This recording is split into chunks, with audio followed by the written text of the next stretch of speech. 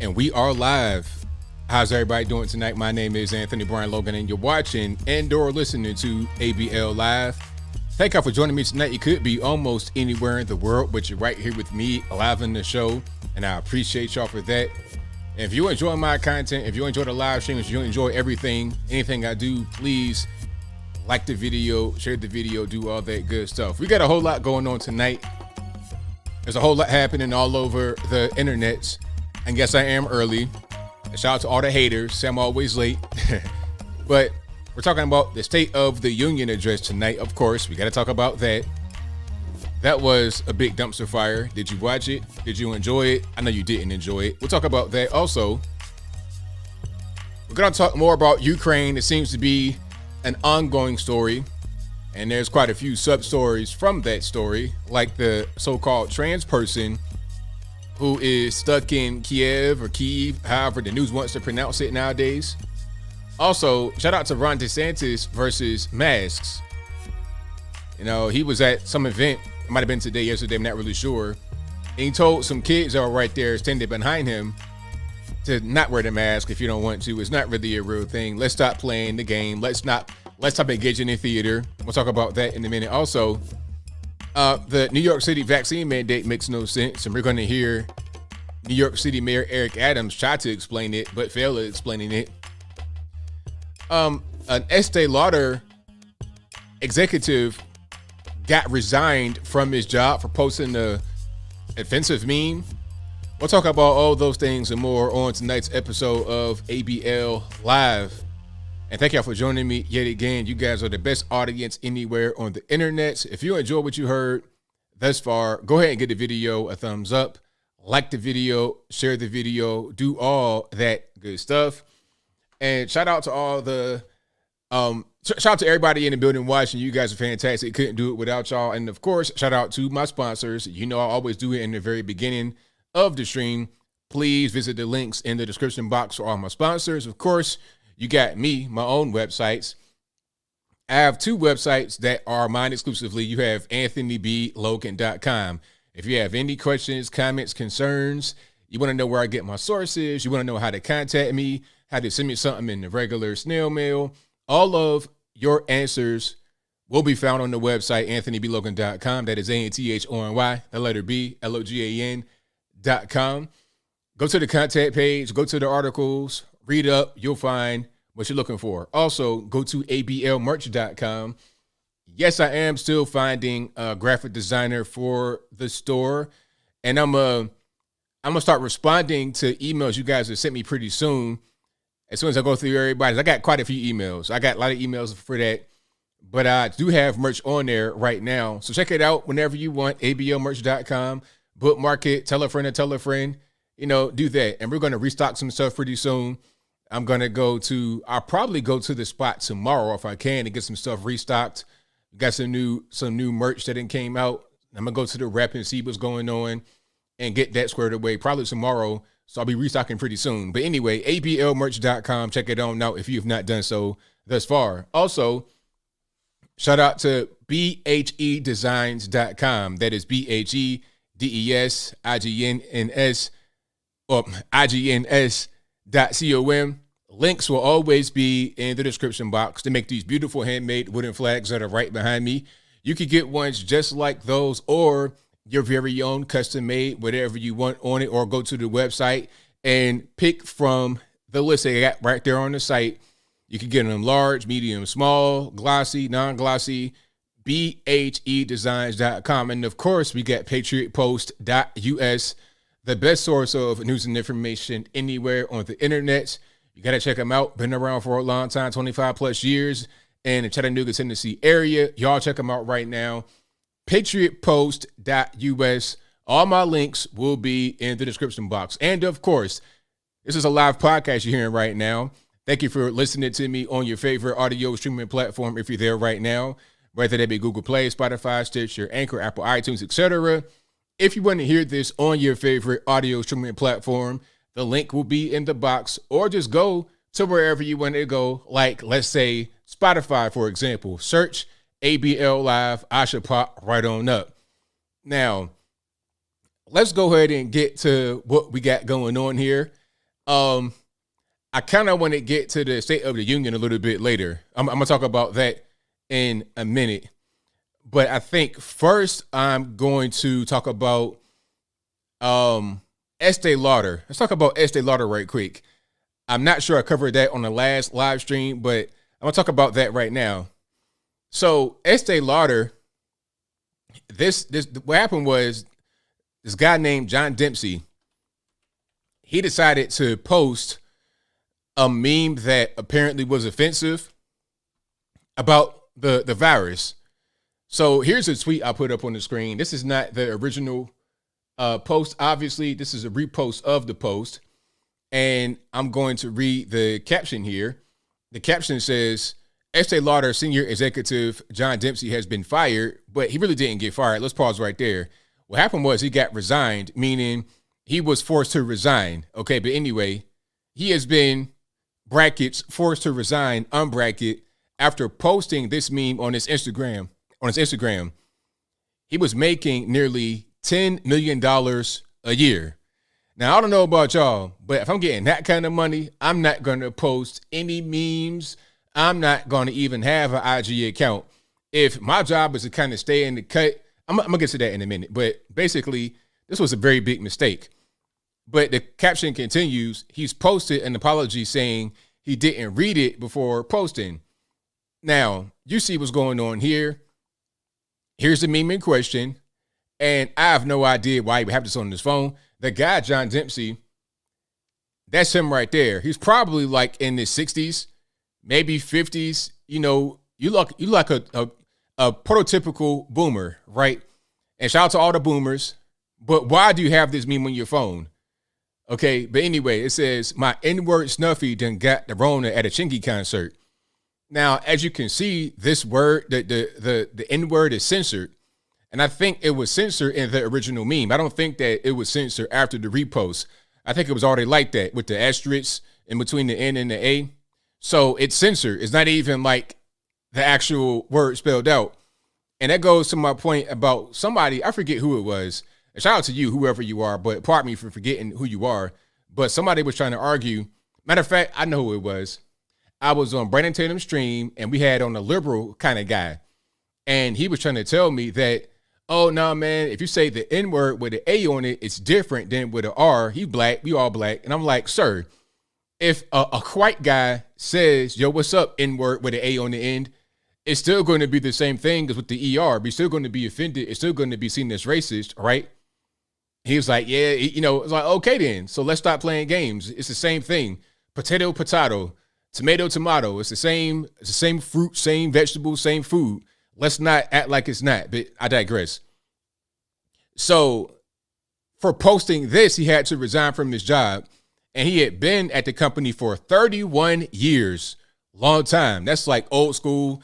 You don't get that kind of jobs anymore. Like the days of working at the place for 30 something years and getting to go watch at the end of it, that is kind of over with, depending upon what you do. I mean, unless you're a police officer, military, fire, something like that, public service, you know, or if you have like an indispensable role, you're probably not going to be working like at a factory or something like that for 30 years anymore. But anyway, so for this, he was forced to resign. Now, if you're not watching the actual video, what's happening here is that you have like a Sesame Street meme. You have Big Bird with a mask on. They put a mask on Big Bird as part of the meme, right? I don't think this surgical mask was on the original picture that we're talking about here. Okay, so you got Big Bird with a mask on, standing by a bed, and Snuffleupagus is in the bed looking sick with some kind of bonnet slash ice pack slash sick pack on. Is he a male? I don't know. Anyway, let's just say it's his head, right? And a thermometer. So he's like sick. And a box of tissues right there. So he been coughing and hacking and whatnot. He has the bug, right? Now, here's my question to John Demsey. John Demsey, what do you know about Chingy?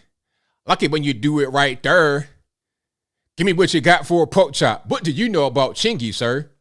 Were you in the club doing a chicken head in 2003? Like the girls I was around back when I was 19 years old. Was that you? Did I see you in the club back then? I don't think so. I think in 2003, You were in Europe somewhere on a flight getting ready to go to some place for Estee Lauder. What were you doing listening to Chingy? But I digress. The whole point is that I'm kind of confused about why the meme was on your phone. Now, he said he didn't read it before he posted it. I think what happened was he liked the meme for whatever the reason may be, and he was trying to share it to his friends and then make the classic boomer mistake, put it on his Instagram, okay? Shout out to all the boomers, but you guys know how it is. Like my dad, he would call me with the funniest questions. One time, quick story, I'm a big computer guy, right? And everybody knows that in my family.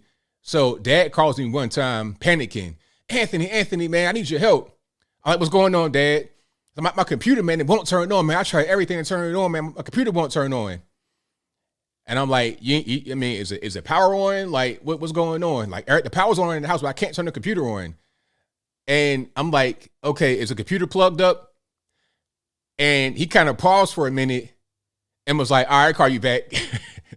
It's like, okay, try plugging the computer in. It's not really that deep, sir. But they do things like this. I think it was just a mistake that he made, and now his whole job is gone. But see, check it out. If it's me and I'm John Demsey, I don't have an Instagram account. You're not going to catch me slipping at all. At all. Okay, I'm not going to post no memes and no weird pictures, nothing like that. That's going to jeopardize my career. Because check it out. John Demsey is not, we'll come back here. John Demsey is not some kind of front-facing celebrity. He's just a regular kind of guy, essentially has a high-paying job. So why do you need to be on Instagram? Okay, now if you're a regular normie, like I am and many others are, you could be on social media, have a good time, whatever. Okay, cool. You can find some good memes and but if your job does not require you to be out there in the public and you make a lot of money, any little mistake that you make is going to be publicized. They're going to write articles about it, and then you could lose your job. If you're a regular normie and you post something like that, it probably won't be a problem because you don't have that kind of pressure on your back to be an executive and have this good image with the company. You see what I'm saying? Because if that gets out to the public, all of a sudden you are a celebrity because you make so much money, and then that'll get to Estee Lauder. There's going to be protests. They're seen as a non-inclusive company, a racist company. Now they got to fire you. So it was just a dumb mistake. Classic boomer mistake, but the whole point is, ain't no point in having an Instagram page. Okay? That's all that is. But the meme, was it offensive? No. I think it's just silly. And he probably thought it was hilarious, right? Sesame Street, Snuffleupagus. I'm not really sure why he's looking at Sesame Street, but it is what it is. He probably thought it was hilarious. He probably was dancing to the chicken head to right there and doing a chicken head in 2003, 4, 5 with some girls from Norfolk State and Hampton. Maybe he was doing that at age, I don't know, probably like 30 something, but whatever. Regardless of what, now his job is gone. Now, if that's you and you are a high level executive, just take some precaution. Don't be posting memes. And if you're going to post memes, just do it safely. Okay. Share your memes in a safe way. Don't mess around and get fired on your day off. Don't do that at all. Okay. I saw that, Roddy, man. Yeah, so Chingy, the rapper, came out and said that he wasn't offended. I thought it was an honest mistake, and that was it. It was nothing to be offended by. If anybody says they're offended, they're lying. They're lying, or their job is to be offended professionally. There's a whole little industry of being offended at racist things. I saw a person say that. Matter of fact, there was this lady, young girl, talking about her side hustle is race, some kind of like what's the whole thing? Being anti-racist. There's a whole industry about that. You can work a job being an anti-racist coordinator. And the girl was saying, oh, it's part of my side hustle. My side hustle is being anti-racist. It's like, oh, okay, I see what time it is. All right, it ain't nothing but a hustle, a scam, really, to go out there and get money. That's what it's about. It's not really about that you're trying to do something to better the community or to better yourself or to better the world. You're trying to get money. That's what it's all about. Money motivates. Money makes the world go round, just like the whole thing about climate change. Greta Thunberg, Al Gore, all these people are just trying to go out there and collect paychecks, collect monies. They'll fly on a private jet to some climate conference after they done left their big, crazy, carbon guzzling mansion like Al Gore. Al Gore has a whole big estate. The cost to power his estate are ridiculous. Okay, if only you knew how much they pay for maintenance and just the landscaping on their home alone is crazy. Okay, $20,000 for landscaping, just ridiculous stuff. I mean, the numbers they pay in landscaping per month would be sometimes a person's entire salary. It's like, all right, but you wouldn't be some kind of carbon czar. You wouldn't be the ambassador of green energy. I can't tell. Your home got plenty of green vegetation around it, but it's not very green to upkeep it. I'm hearing them gas trimmers and mowers and whatnot going all the time. You got a whole crew of Guatemalans out there working, going hard, wearing little hats, and you're not worried about green energy at that particular point in time, but I'll move on.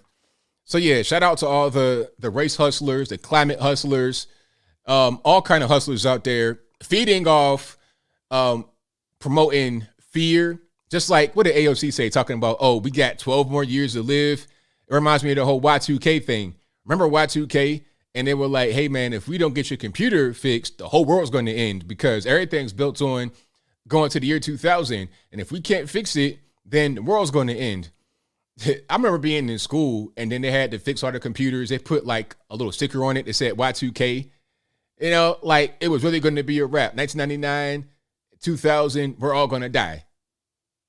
But it was a hustle. How much you think they got paid to quote unquote patch or fix all those computers when Y2K came about?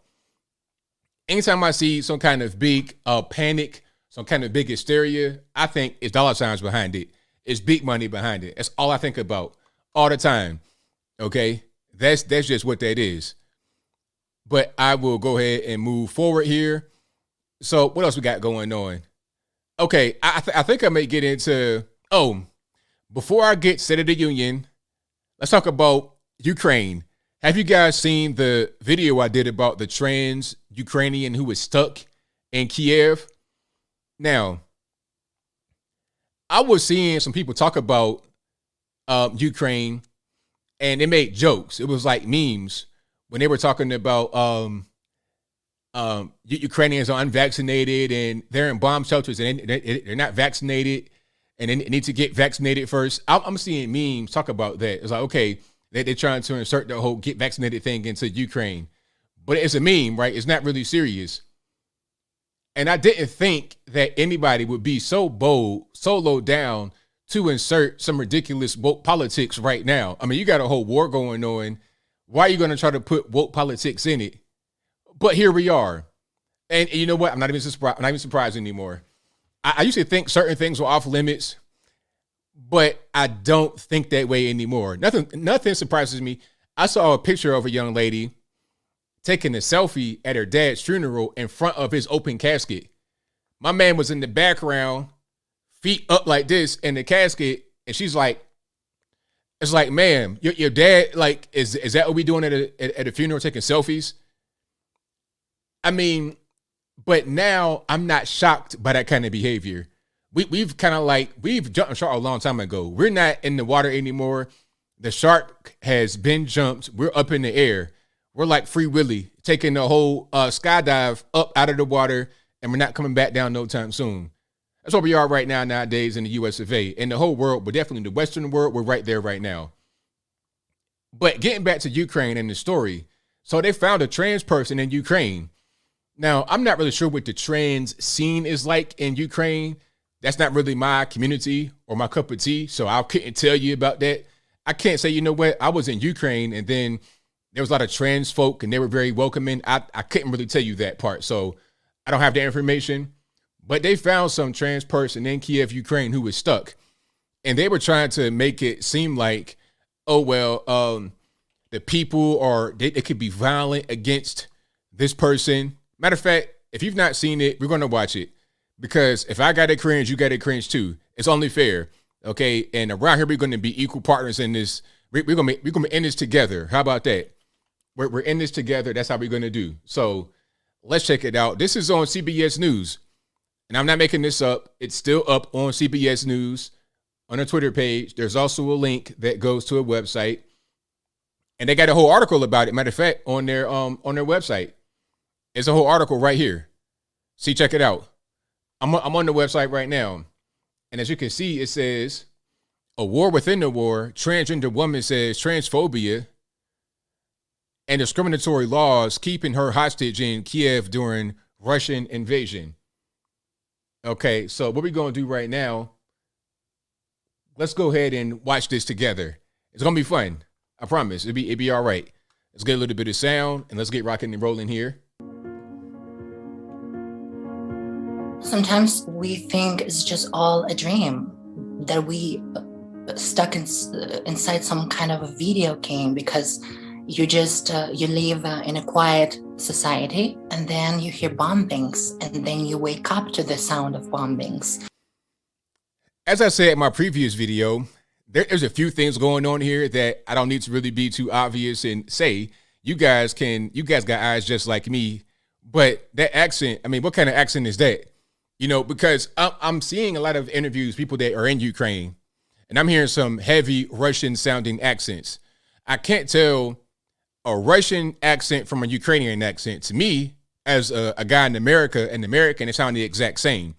Maybe that's just my ignorance, but that's just how I hear it in my mind. This is not anything I've ever heard before. Are you from Sweden or Finland somewhere? Like, what's going on?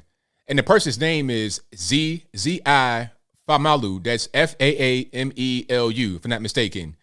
Z Famalu. So the whole Zir Zim Zer, that's 1,000% correct, right? This jawline is wearing me out. I'm talking about you got a whole, you got a Ukrainian jawline. You're looking like Ivan Drago. If he dies, he dies, right? With that, and that wig is nuts. But let me get back on track. The point is that I'm not sure that this is a Ukrainian person, but maybe I'm wrong. I've not heard the accent before. You know, typical accent. It's Ukraine. We in Kiev, Ukraine. We stuck here. We stuck here. Americans, please come help. Hey, we need help. Eh? I don't really hear that from this person. I don't want to go outside. I'm literally scared for my life. So you see the name right there, Z Famalu. So that's Z-I-F-A-A with an accent mark. M-E-L-U. All my friends left the city. My neighbors left my floor, and I think my building. So there's captions here. If you're not watching it, it says that this person fears they fear leaving because of what could happen.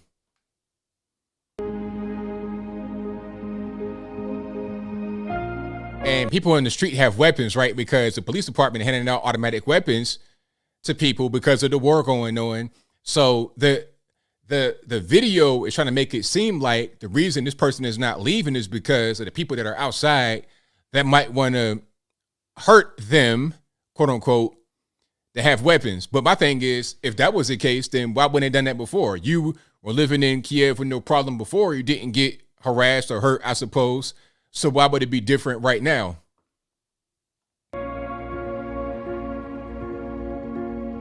This is not a very rainbow-friendly place. So lives for trans people are very bleak here.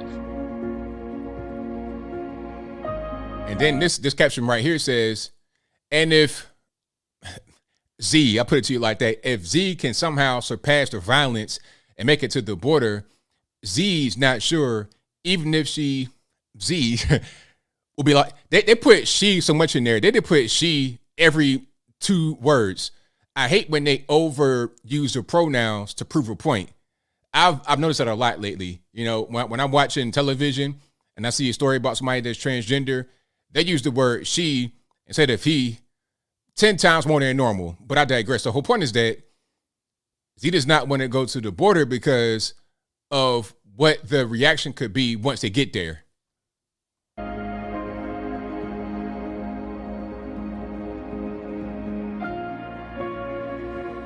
if you have male gender in your passport, they will not let you go abroad. They will not let you through.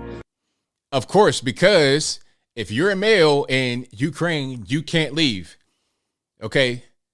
If you're a male between the ages of 18 and 60, you cannot leave Ukraine right now because you are being conscripted, essentially. Yes? They want you to fight for Ukraine. Hey, take a rifle, shoot Russian. Okay? Take a rifle, shoot Russian. That's okay. No vodka, take a rifle, shoot Russian. You can't leave. You stay in the apartment and you'll be okay. We give you supplies.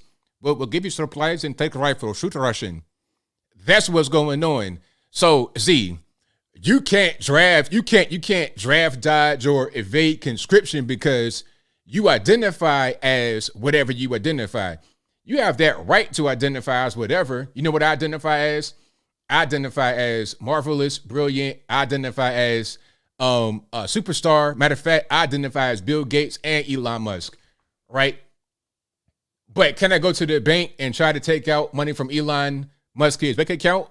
If I do that, I'm going straight to the penitentiary. That's called fraud. I can't behave like I'm somebody that I'm not in reality. Just like you can't. On your passport, it says male, XY. So take this rifle and go fight. That's your job right now. Because if it was like that, if you could just say, I identify as a woman and draft and dodge, then everybody would do it or more people would do it. But see, that's why they don't want to leave because they don't want to get conscripted. That's what's going on. It's not about no anti-LGBT or whatever. And then they want to talk about, the reason why it still says male on the passport is because you have to go through a psych evaluation to get your gender changed. I'm not sure why that's a bad thing to go through an evaluation because clearly if you are a male and you identify as female, then something is not normal. Something is a little bit abnormal. Okay. Now, I'm not saying that you don't have the right to do that, but something ain't really right. If you think that for real and you really believe that, something is a little bit different. So let's go ahead and get a psych evaluation, take care of your mental, make sure everything's okay, because we care about our citizens here in Ukraine. Okay. That's what's going on with this person. That's why I don't want to leave. So yeah, I don't know what to tell you, man. You need to go out there and get rocking. Get you a free rifle they're giving out at the police station and go fight Russia. Please go fight. Hey, take a rifle, go fight Russia.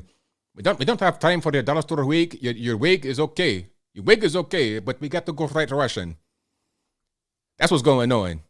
So yeah, shout out to all the draft dodgers, man. It ain't going to work for you, even here in the States. Like if things hit the fan for real, guess what? When you were 18 years old, man, you signed up for selective service, so they might call on you. If you playing Call of Duty and you got a high kill death ratio, they're going to come knocking. Hey, Mr. Johnson, hey, come on out, man. I saw you on Xbox Live. You look pretty good out there, man. So, hey, we got the war coming. We got the Russians coming. We got the Chinese coming. Take this rifle, and I need you to go out there in the front lines and fight. Matter of fact, here's the keys to a Black Hawk. I need you to go out there and get in the air and shoot some of the enemy down. You can't say, I identify something else now. No. Your birth certificate says something else. Your kill death ratio says something else. So go out there and get rocking and rolling, sir. That's what they're going to say. All that stuff that we can do right now because we have good times is going to come to an end. You know the saying, the soft man create hard times, hard man create good times. Well, you're going to see some hard times and ain't going to be no more soft men at that point. It's going to be natural selection and all that good stuff coming about real soon, real quick. All right. So yeah, thank y'all for being here yet again. You guys are the best audience anywhere on the internet. If you enjoyed what you heard thus far, please give the video a thumbs up, like the video, share the video, do all that good stuff. Hopefully you enjoyed my Russian accent. I try to do all the accents, so yeah, hopefully you guys enjoyed that. But yeah, you guys saying that the video was fake. Hey man, if it's fake, you got to blame CBS. Because I got it straight from their website. Like it's a whole article and everything. It's a whole article and all that right on CBS.com. So CBSnews.com, pardon me. Right on their verified Twitter page and all that.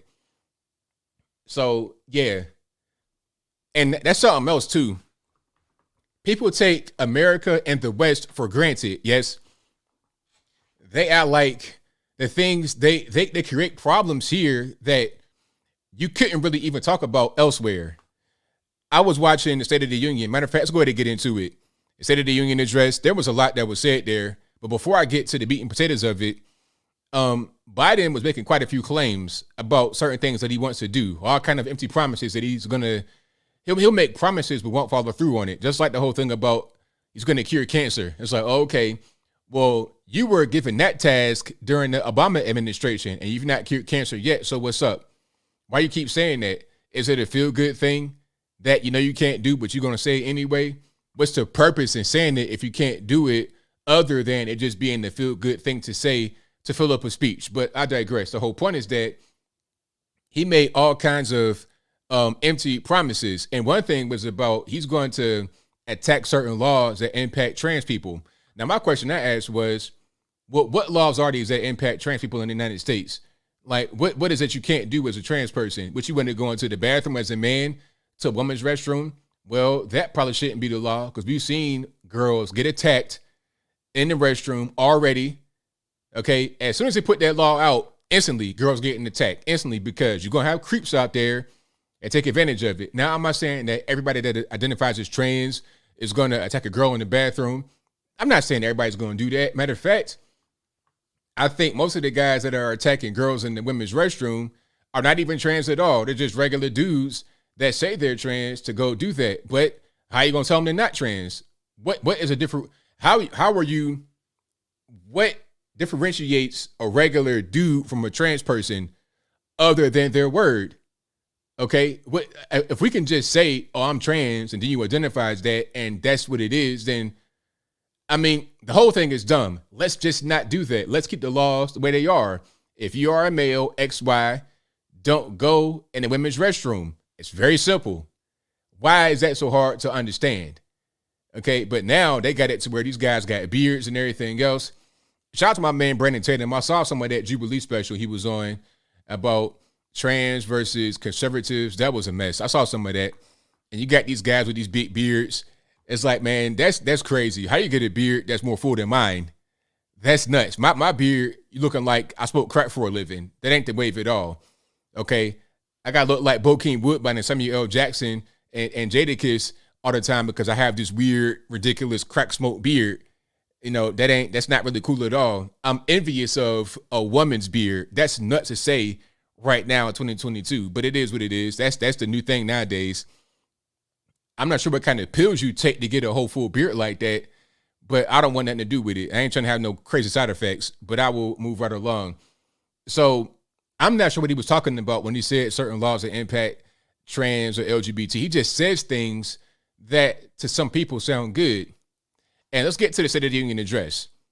He said quite a few things that were just there to sound good to some people because you got the midterms coming up and he wants to try and salvage the 2022 midterms because it don't look too good right now. A lot of Democrats are retiring. They're not running again. And it's going to be all bad.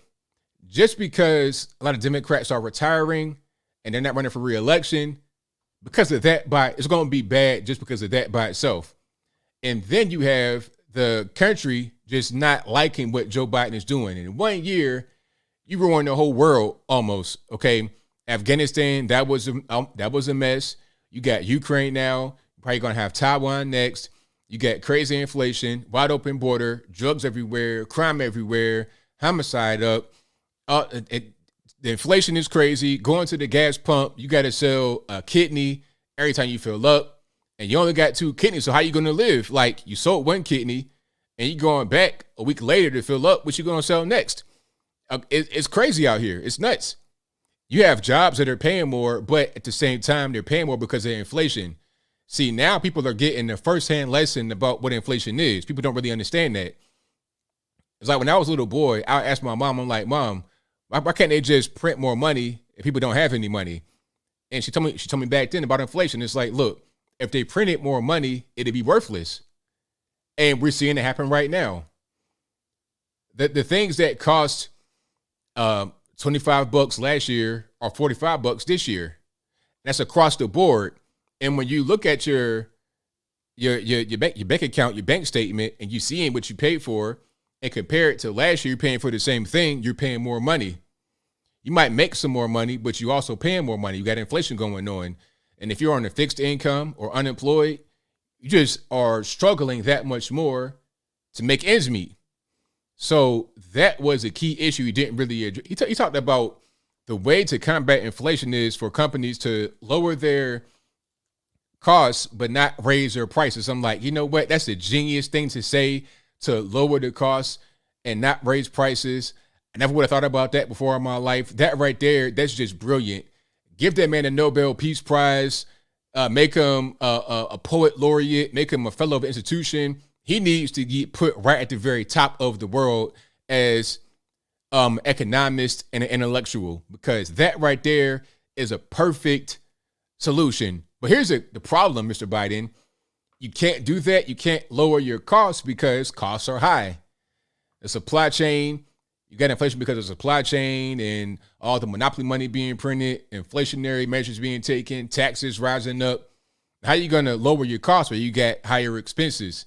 Okay, you have to raise costs. You got to raise prices to pay for the costs. That's how business works. You know, to get a profit margin, you got to be able to make your numbers make sense. If your costs have doubled in the past year, and you keep prices the same, you're not going to make money. You're going to go out of business. Bankrupt, Chapter 11, ASAP. And then he said, well, if you made more things in America, that'll lower prices. I'm like, what? Now, don't get it twisted. I think that we should make more things in America, but that's a separate issue from the issue of prices. Okay, the inflation has really hit us in America hard because of all the money printing. Okay, our dollar has become worthless. I saw him bragging about the ruble, the Russian currency, being worthless because of the sanctions. But it's like, well, meanwhile, you're killing the U.S. currency as well with all the inflationary measures. You want to raise taxes. You want to raise this price, raise that price, print all this money. You're making our dollar become worthless. So that right there is the same thing as what's happening to the Russians. And by the way, what's the point of hurting the Russians with these economic sanctions when you don't take away their chief source of revenue, which is the gas and oil? Okay, we want to try to sanction Russia while still buying their gas and oil every day, millions of barrels. He's going to release like 80 million barrels from reserves worldwide, which means not only in the U.S., probably like Saudi Arabia somewhere. You're going to release that, but that's like 3 days of gas. That's nothing. Okay, you're getting those kind of barrels from Russia right now. If we had more domestic production, we wouldn't need to do with Russia, but we are. So rather than just taking that out of the equation, the oil and gas, and producing it here, you don't want to produce it here because of environmentalists and politics. You want to have it over there and bring it across the water, which is a more potentially polluting effort. You want to bring oil and gas across a whole ocean, right? Rather than in the pipeline. If there's a spill, where is the bigger risk? In the pipeline or out in the open ocean? You tell me. I'm just trying to figure it out. But anyway, so you are doing it this way, and all you're really doing is just hurting Russian civilians. I saw a picture today of Russians at the subway trying to get through, and they couldn't really figure out a way to get through quickly because Google and Apple, their pay products didn't work anymore. So they couldn't just swipe their phone with Google or Apple Pay. See what I'm saying? So it's like you're just hurting the Russian people, not the government at all. You're trying to hurt regular people in the country to make Vladimir Putin feel the pain. That's what's going on. And you know what? I got to give China some credit here. One thing I'm going to say, I got to give them some credit. I'm not saying that China has a great government and they love their people. I'm not saying that. Please don't misunderstand me. But China is a very smart government, and I'll tell you why. You see, some would say that they're wrong for banning Facebook and Google and YouTube from their country. But are they bad for that? Is that a bad thing? And hear me out. If you allow Facebook and Google to get a foothold into your country, they have leverage over you. You see? Oh, you said the wrong thing.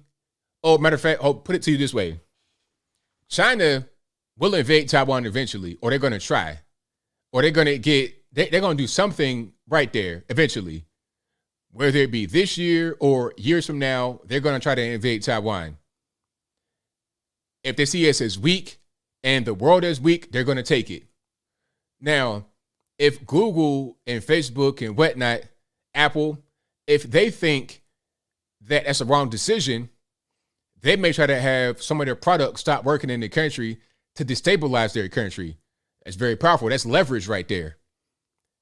That right there could be part of that could be part of negotiation at the table. It's like, okay, check it out. You got Xi Jinping with Joe Biden. They're talking about Taiwan, have negotiations.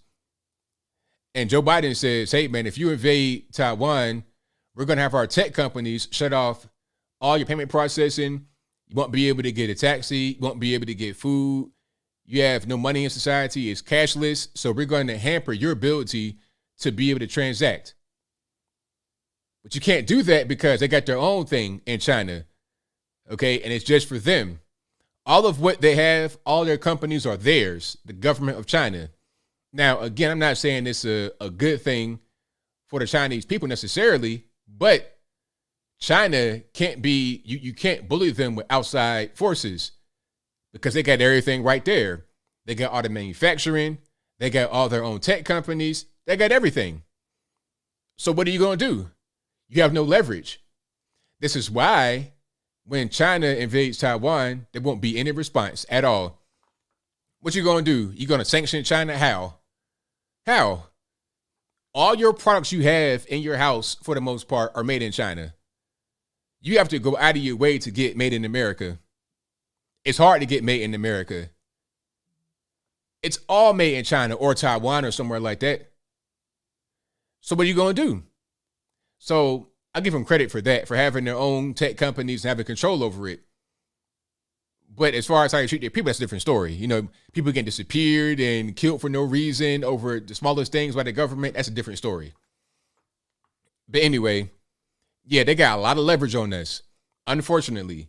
And with what's happening right now with Ukraine and before that Afghanistan, we are becoming much weaker.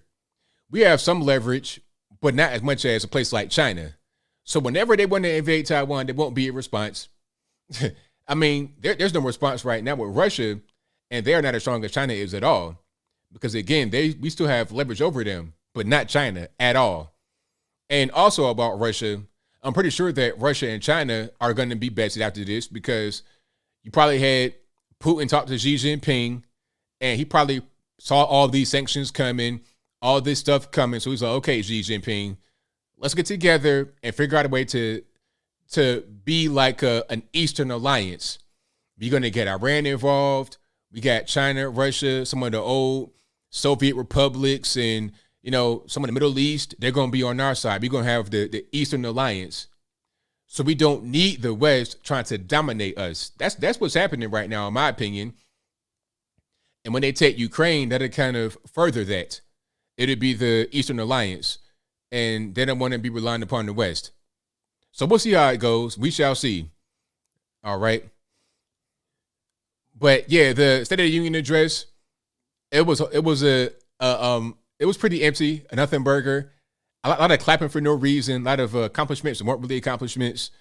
Talking about bringing jobs back. All you did was just have jobs reopen, have companies and businesses reopen, and then hire their employees back after all these mandates and ridiculous lockdowns ended. But when they came back, now you got to deal with inflation and an understaffing issue because there's so much money floating out there and people were home for a while. So, you know what? I don't want to go back. I got my stimulus money. I smoke crack now. So I'm cool right here doing what I do. See that all the time. You go around the city where you live and you go to certain spots and they're periodically closed, weird hours, can't staff. And then the craziest thing that Biden did was say that he wants to have border security. Okay, that was crazy as far as border security, but also think about taxes. But border security, Why you want to have border security now? You said the wall was racist. How was a wall on the border racist? But you want to have a border security, talking about drones and stuff like that. I'm like, okay, the drones, that's cool. That's great. Little toys in the air. That's fine. But how about a wall, a physical barrier? Why is that a bad thing? It's politics.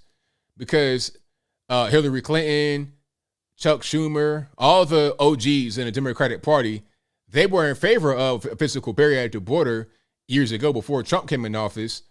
Before Obama came in, they were in favor of a physical barrier at the border to slow down illegal immigration, drugs, guns, violence, chaos, etc. But now they're not in favor of it. But at the same time, they want to have border security. And then on top of that, they took border agents from the border and sent them to Europe, quote unquote, Eastern Europe, because of Ukraine. So let me get this straight. You want to have more border security, but no wall, no border agents, catch and release. What are you doing? I don't really understand. This makes no sense. They said they had like 1.4 million arrests last year at the border. 1.4, 1.8 million border arrests. So if they had that many arrests, then how many got through the border? Probably more than that. Probably millions got through the border.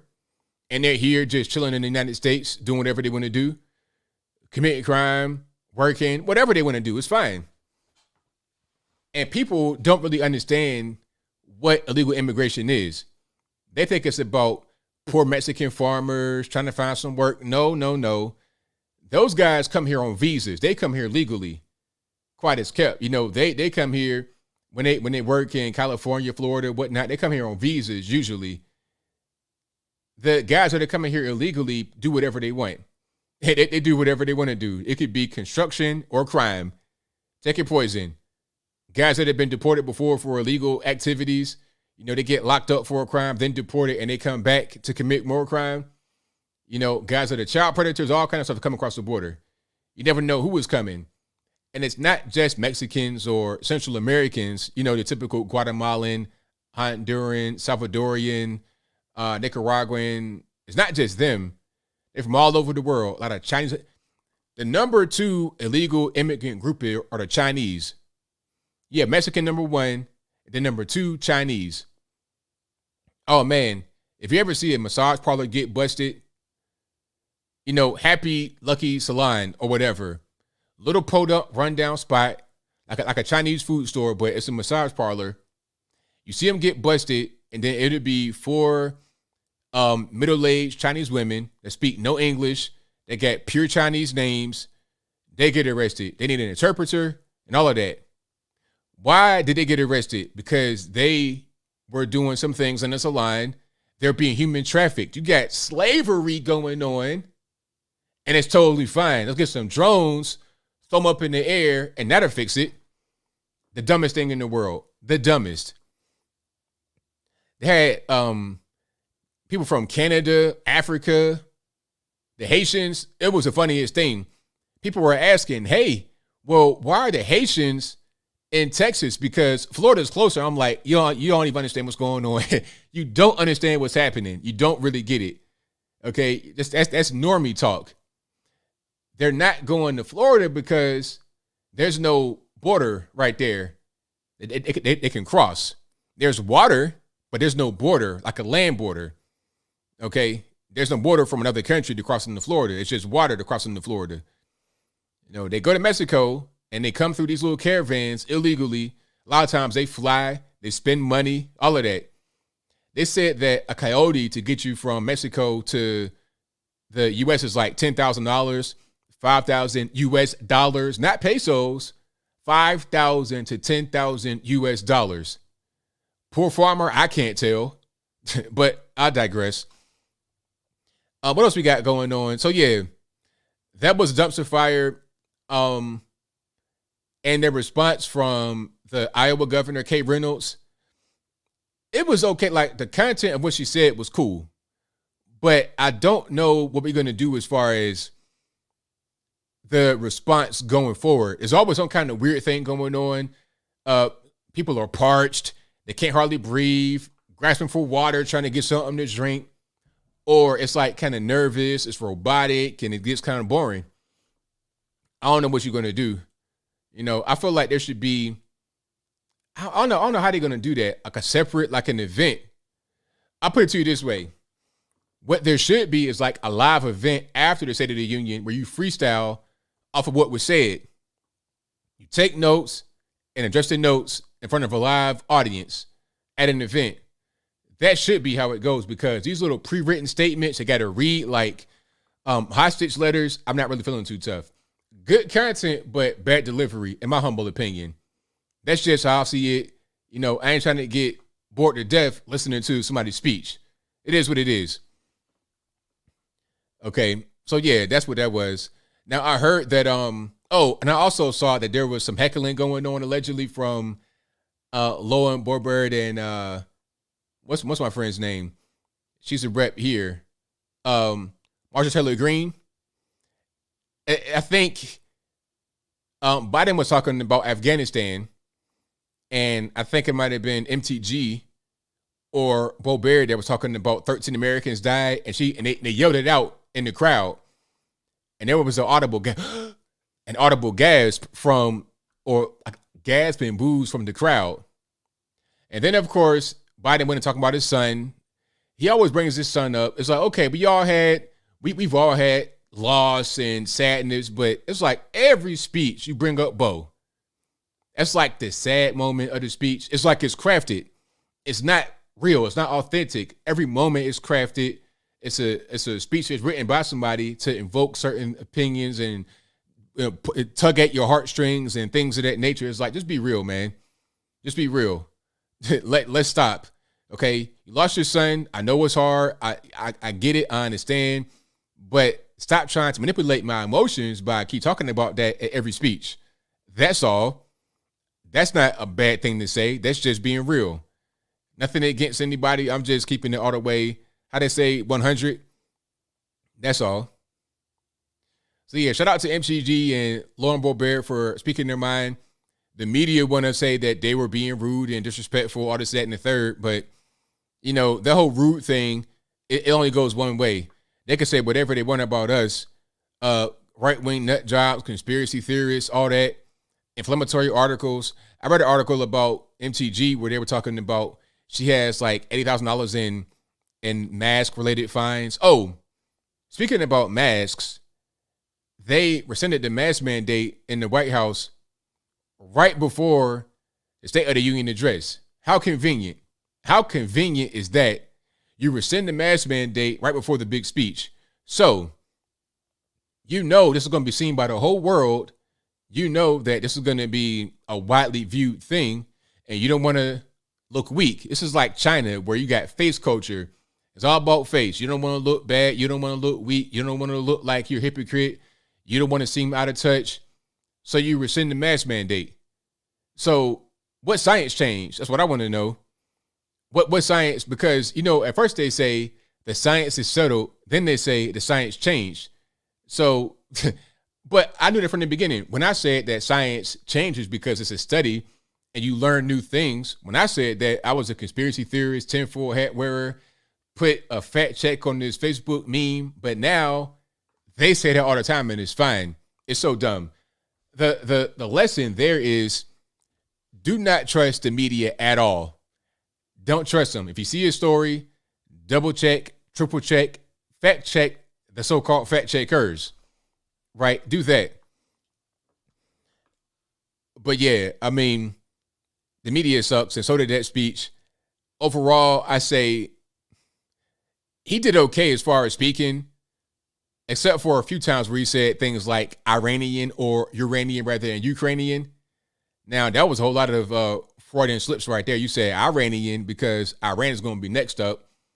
Iran is going to be key because of the nuclear deal. That's back on. We need oil from them because we don't want to get it from Russia. Europe as well. That'll be back on. And then uranium because of, Soviet Russia, the nukes and uranium, all kind of stuff. That's all right there. It's all a big mess. So, yeah, Joe Biden, not a very good speech.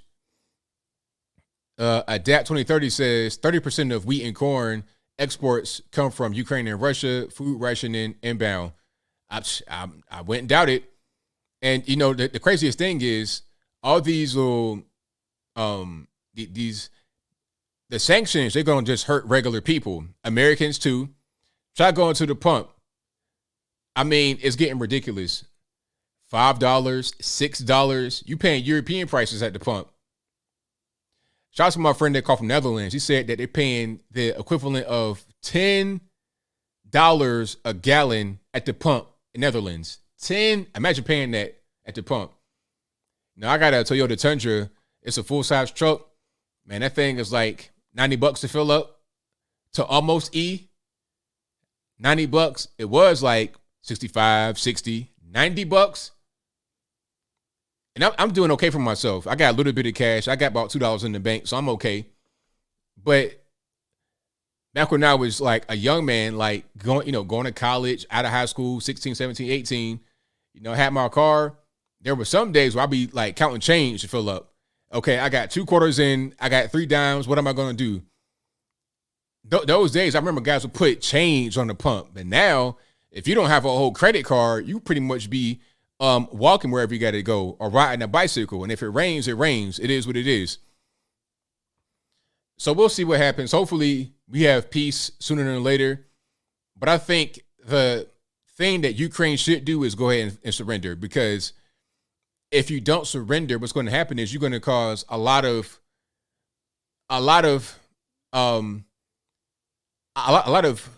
death for no reason, a lot of grief for no reason.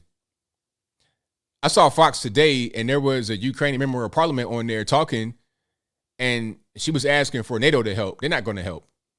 Okay, talking about something, can we get some air raids? No, because if NATO comes in with a plane, a chopper, whatever, and they launch an air raid on Russia, now you got World War III. Any direct conflict with Russia sparks World War III.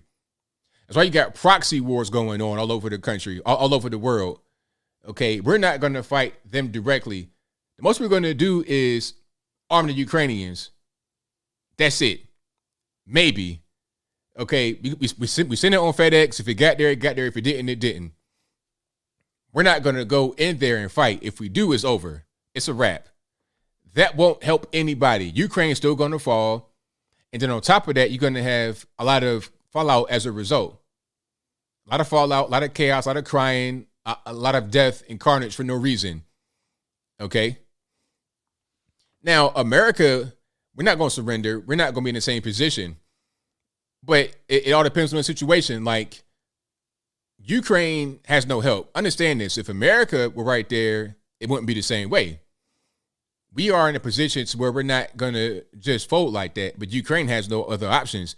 They can fight back, and that's fine. But ultimately, we know the outcome. Nobody knows nobody thinks that they're going to actually succeed and fight and defeat Russia. Really. I mean, let's be serious. I mean, now I'm not saying it's right for Russia to go invade Ukraine. Please don't get it twisted. But let's be real here. Do you think Ukraine can defeat Russia by themselves with no help? NATO ain't going to help. We're not going to help. Ain't nobody going to help. Because if they help, they got to fight Russia. Ain't nobody trying to fight Russia. Seriously.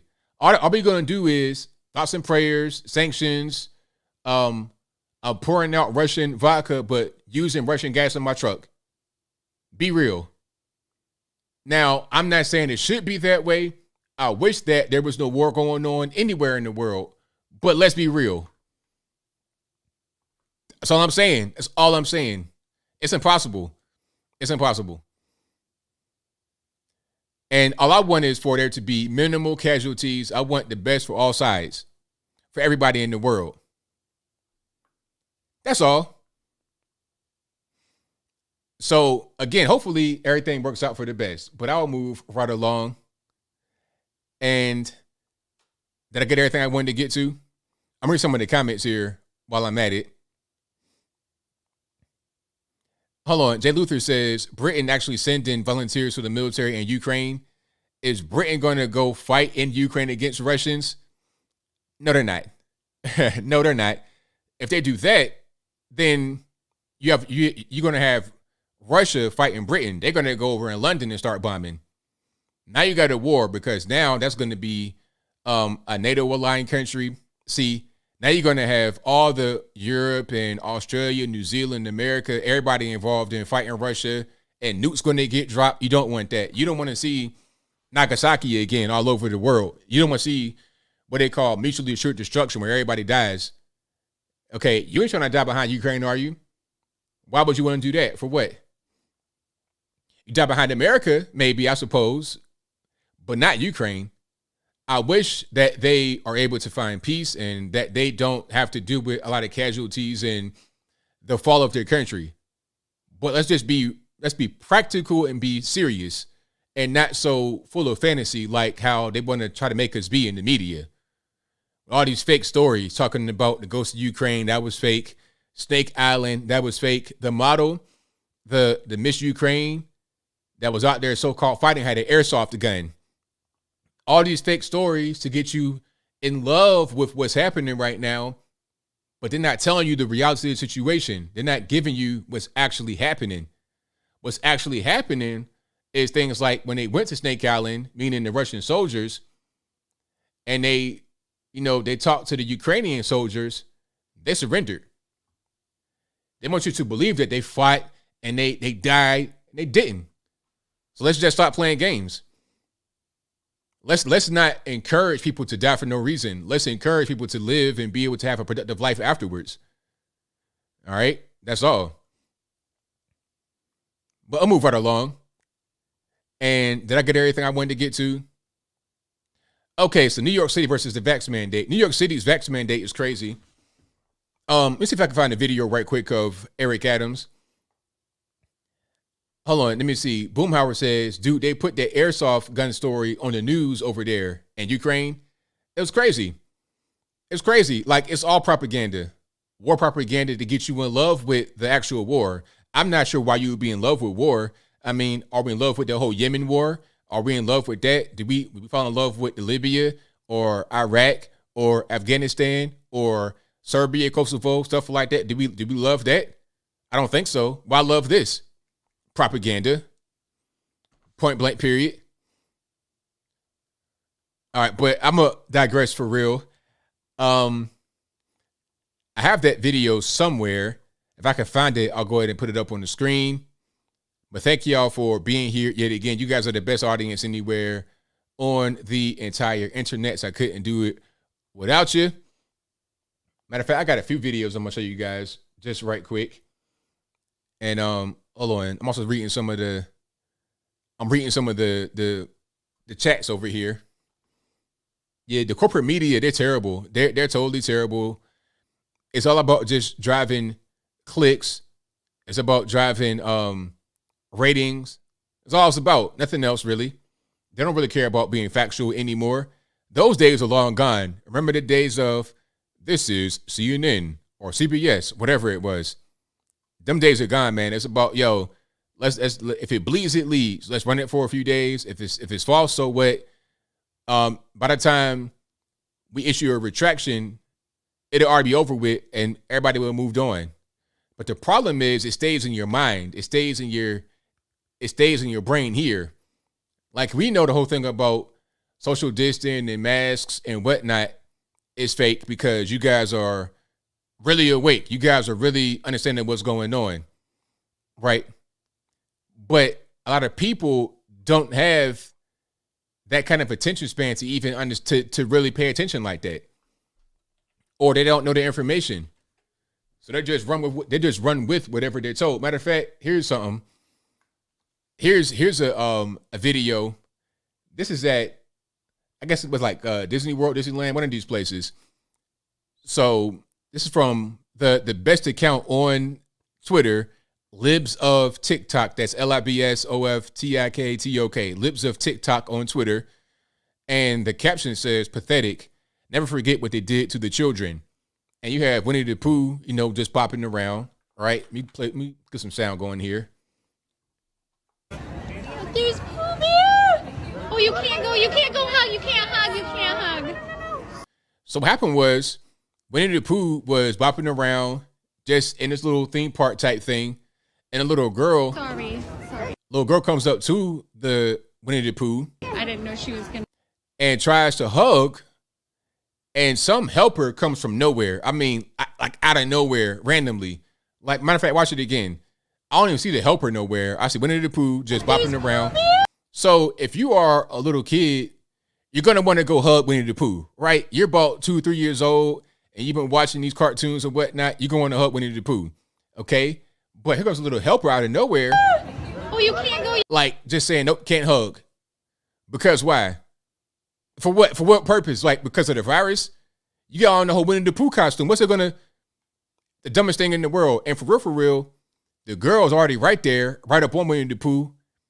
Just stupid because, you know, she has been brainwashed by these fake stories that they say are fake now, that they say aren't true now. But she heard the initial fake stuff, so she's gonna run with it for forever until she gets deprogrammed. But by that time, damage has been done. Damage been done. It's so dumb, but that's where we are nowadays. So it's so silly. And here's more. We got a pro-mask protest in New York City for some reason. I don't understand that either. I don't understand people that want you to wear a mask. It's like, if yours works, then you straight, right? What's the problem? Divide up into 3 groups. Okay, here we go. Mask for loved ones, mask for friends. It's not about you, also not hard to do.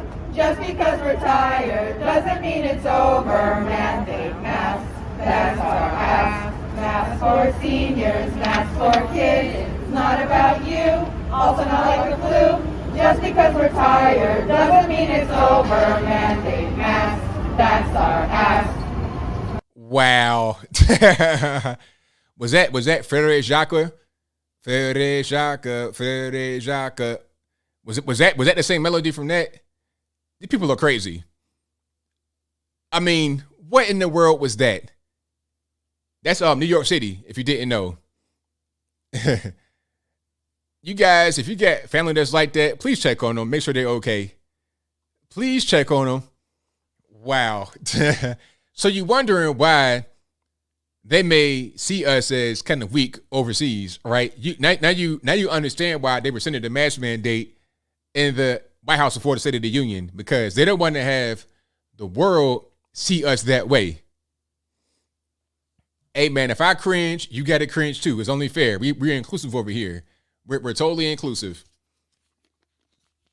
Is that a Russian song, the Frederick Jacques? I thought that was French. I don't know what's going on. But wasn't Russia like going to be kind of like France? Like they got the same kind of flag and everything, and they were going to speak French in Russia. But that's a different story. I don't want to get too deep into history here. But yeah, shout out to the Masketeers out there. I'm not sure when this was, if it was today or not. It might have been today. I'm gonna see if I can find the original clip right quick. It was posted today, but I'm not really sure when it was recorded. Okay. Oh, one more video for you guys. One more. Just your friend Nancy Pelosi. Burn pits. What is going on here? Many of you have been there. I've been in and out of Iraq and Afghanistan over 30 times. These burn pits that incinerate waste, the waste of war. What is going on right there? You want to anybody want to inform me what's happening right there? I can't really call it. Like just getting up, rubbing your knuckles together. Many of you have been there. Is that a natural motion to make? What is that? What is going on? Okay, I got one more video for y'all. You guys may have seen it, but State of the Union address. One thing I saw also at the end of the address was all the canes and walkers and gray hair. It's like, all right, I'm not an ageist over here, so don't misunderstand me. But we need term limits. Okay, people that's like 100 years old still making decisions. It's like, all right, man, can we get a new person, perhaps, just maybe? I mean, would that be a bad thing to do? At this point, I'm not really sure that it'd be so bad. Okay, I don't think it would be that bad. Okay, so here's the next video I want to play for you guys. If I can get it tightened up over here. So you have your man Chuck Schumer. You guys probably already seen this one. But I saw a caption on Instagram and it said, my dog when I pretend to throw the ball. So imagine when you playing with your dog and you got a ball and you pretend to throw it. Imagine that when you're watching this next clip here. Okay, let's get a little bit of sound. The American Rescue Plan helped working people and left no one behind. One more time. The American Rescue Plan helped working people and left no one behind. So cringe. And you know what else? Like, okay, that was cringe, but they also sat socially distanced. If you notice that in the audience, it's like, okay, so we're going to rescind the mask mandate, but still sit socially distanced. Why? Why? We just making up stuff as we go along, just doing things for like, what are we doing? You might as well do a whole Broadway number in there. Make it festive. Why not? That'd be great optics, right? Everybody singing, getting along, cutting the rug, having a good old time. At this point, it's all fake. It's just smoke and mirrors. I'm not even really, the establishment, I have zero respect for. None whatsoever. That's right, Reptilian Research Redux. They planned when to clap ahead of time. If it was like a rehearsal that they did, I'm gonna be surprised. It's all smoke and mirrors. It's like a Hollywood production, but not very well done because you ain't dealing with actors and you're dealing with people that's like 1,000 years old. Okay, you ain't dealing with 18-year-olds that came to Hollywood for the first time. You're dealing with fossils they got 2 left feet, so they're not very good at acting. Okay, that's kind of what's going on. Oh, they hug and kiss afterwards. Yes, hugging and kissing, selfies, group photos, taking all this jazz right here, duck faces, all that kind of good stuff at the end of it, hugging, handshakes, high fives, all of that. It's so dumb. And you see it from the outside, it's like, what's going on here? But that's DC. That's DC for you. 1,000%. Blockade MIT says that was Nancy's Cobra dance with this number right here. Yeah, that's pretty much what that was. Game show audience, 1,000%. Right? I can't tell if that's the Price is Right or if that is a union address. Same thing to me. Go ahead and put Drew Carey or not Tom Brady, pardon me. What's the man's name?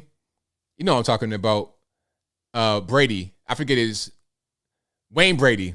Put Wayne Brady in there. Drew Carey. Give one of them long microphones that's like 6 foot long and make it be a game show. Bring out Barack Obama's tan suit and get it rocking and rolling. All right. We got super chats on that I'm going to get to right quick. And thank you for being here yet again. If you enjoyed the show tonight, please give the video a thumbs up. Like the video, share the video, do all that good stuff. Yeah, the applause sign didn't turn on yet. That's right. The applause sign had to warm up a little bit, or it was delayed. Yeah, the Bluetooth applause sign, it was a little bit of a delay. Okay, super chats, get to those right quick. We'll get to the calls in a moment. The number to call is 434-658-1220. Again, 434-658-1220. I'll get to the calls in a few, so y'all hang tight. Thank you to Apple, who says, God rest the soul of Matthew Perna, a J6 defendant who was going to plead guilty and got a 1-year sentence. DC DA Matthew Graves at the last minute saw additional charges, 51 and 74 months in prison for Matthew. He died. He did suicide. Terrible.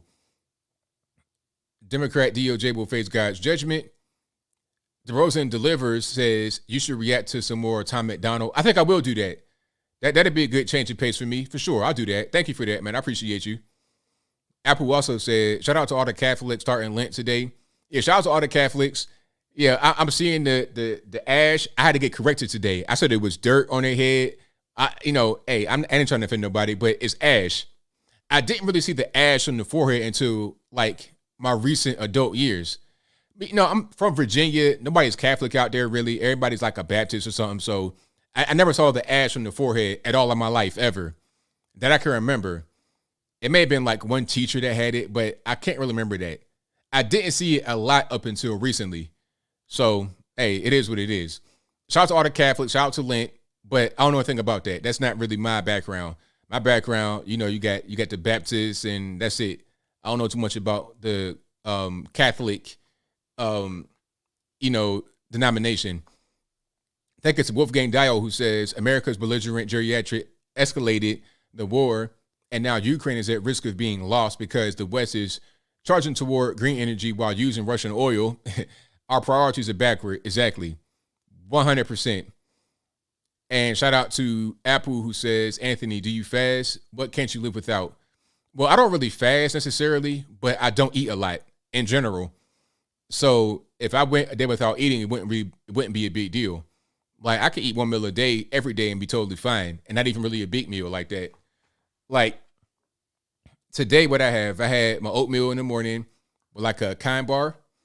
And then for my like midday meal, like right around 2:00, I had some grilled salmon, a small portion of some jasmine rice. Like if you ever go to Walmart and they got those rices and the those instant rices, it's like $2 for a pack. One of those is a nice little serving. And then I had some steamed broccoli. Okay, no fried stuff, no breading or nothing. That's how I eat every day. And water. Regular water or something like this is like regular water, but with no sugar in it. You know what I mean? So I eat pretty good. So fasting wouldn't be a thing. But I tell you what, though, if I can't get a honey bun at a certain point, then we're going to have to fight. Okay? I'm the coolest guy in the world. I'm not a fighter. I'm a lover. You know what I mean? I'm the nicest guy in the world. But check it out. If I can't get my honey bun, we're going to be fighting. Fisticuffs, talking about bare knuckle, no weapons, just my hands and feet. You understand? So if I couldn't get my honey bun, that'd be my issue. That's the only thing I can't live without. But I eat pretty well though. But as far as fasting, that's not really a thing to me because I don't eat a lot already. And I eat very healthy. But when I have my cheat day, hey, give me a pizza and just go ahead and knock that back. For me, a cheat day is like a nice sized pizza and some sweet tea. I don't really go too far off the edge with it, right? Let me see. Apple also says, God bless all J6 MAGA Patriots in DC jail solitary. Also, shout out to @Doug Ripley and @Anthony McQuaid. Silas Larson says the USA is defined by possibilities, quote unquote, question mark. Nope, every nation has possibilities. Freedom, perhaps, opportunity. Leftist ideology denies US as promising. And that's right. That's correct. But everybody knows, and everybody in the world knows different. Everyone knows that we, are the land of opportunity. Everybody wants to come here and become someone. You can't really do that in other parts of the world. If you're living in Somalia or somewhere like that, and you're born into a certain system, like a caste or whatever they got over there, you can pretty much stuck there. But here in America, you can be born in abject poverty and become someone. That's how we are unique versus other parts of the world. All right. If you're living in rural China, you're probably going to stay there forever. The chances of you making it out of rural China and coming to America and becoming somebody is slim to none. To even get out of there is very hard. But to be here and then go everywhere is definitely a possible thing. All right. John Menard says, sweet tea, the house wine of the South. That's right. That is right. Elise says, make a good peach cobbler and banana pudding from scratch. Oh, well, hey, that's a key to my soul right there. Peach cobbler, banana pudding. Oh, man. Now, if you can make a rice pudding, then, hey, I'll give you all the money in the world. Because that right there, that's the wave, that rice pudding. Oh, my goodness. That's West Virginia days back then. Like Thanksgiving time, you go to the kitchen, it's food everywhere. You got all kind of puddings and cakes and pies and everything. But that wasn't what they ate all the time. Like my great grandparents lived to be like in their 90s, so they weren't like roly polies. They just ate that sparingly. Let me see. ABL, you always wear ball caps. How about a fedora, beret, top hat, bowler, Tam O'Shanter, Glengarry 10-gallon cowboy hat? Who do fans want to see you? What do fans want to see you wear? Ball cap usually my thing. I've had a fedora. and I've had like a top hat type thing, but usually it's just a ball cap or like a beanie. See, if you got that one, didn't you? I wear beanies too when it's cold for sure. Apple also says granddad had a car phone. Do tell, you make a call. I never called on it, but he had a car phone. This is like 94. He had a car phone and like this, it might have been like a Ford Bronco type vehicle because he was given a work car by the government because at that time worked for the government of Virginia on, at the time it was Governor Wilder, the only black governor of Virginia ever, first and only.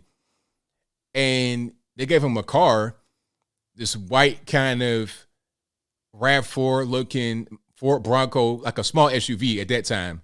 And it had the center console with a phone right there in the middle, like a house phone, but it was in the car. It was crazy. He called on it, had a big antenna outside. Yeah, that was, 1994, that was something. But now you got the whole thing where it's hands-free. Technology is crazy. And it keeps on advancing. I can't keep up with it. Kango hat. Yeah, I had a Kango. Yep. A Tim Pool beanie. Now, I had like a Carhartt type beanie, but not Carhartt. But something like that. Mine is like, I can wear it like on the side of my head and it won't fall off. Like at a Beat It From Eyes, if you remember that show. Walton says he's on IG for the young women, talking about the guy, the executive. Probably so, yeah. That's a good catch, But hey, $10 million, I mean, you're going to risk it? It's gone now. Apple says, pray for Ukraine, pray for peace. God bless your children. Democrats use Ukraine as a personal ATM machine, so corrupt. Hunter, Burisma, VP, going to fight the Spetsnaz? I think not. You see Kamala Harris explain the Ukraine-Russia war? Cringe. Oh, yeah. That was crazy. Have you guys heard that audio yet? I put it on the YouTube Shorts, and I also put it on my Instagram. I'll play it for you right quick if you guys have not seen it. Give me 1 second here to cue it up. It's audio only, so it's not really anything. This is on the Morning Hustle radio show, if I'm not mistaken. Level of news, even social media, you're seeing everything that's going on right now in the Ukraine. Break it down in layman's terms for people who don't understand what's going on and how can this directly affect the people of the United States. So Ukraine is a country in Europe. It exists next to another country called Russia. Russia is a bigger country. Russia is a powerful country. Russia decided to invade a smaller country called Ukraine. So basically that's wrong. If you watch. So there you have it, ladies and gentlemen. That right there was the expert, brilliant, groundbreaking, deep, detailed analysis of the Russia-Ukraine conflict. Ukraine is small. Russia is its neighbor and it's big. And Russia picked on Ukraine, so that's wrong. I mean, Kamala Harris, come on. A moron. This tells you how silly people in government sometimes are.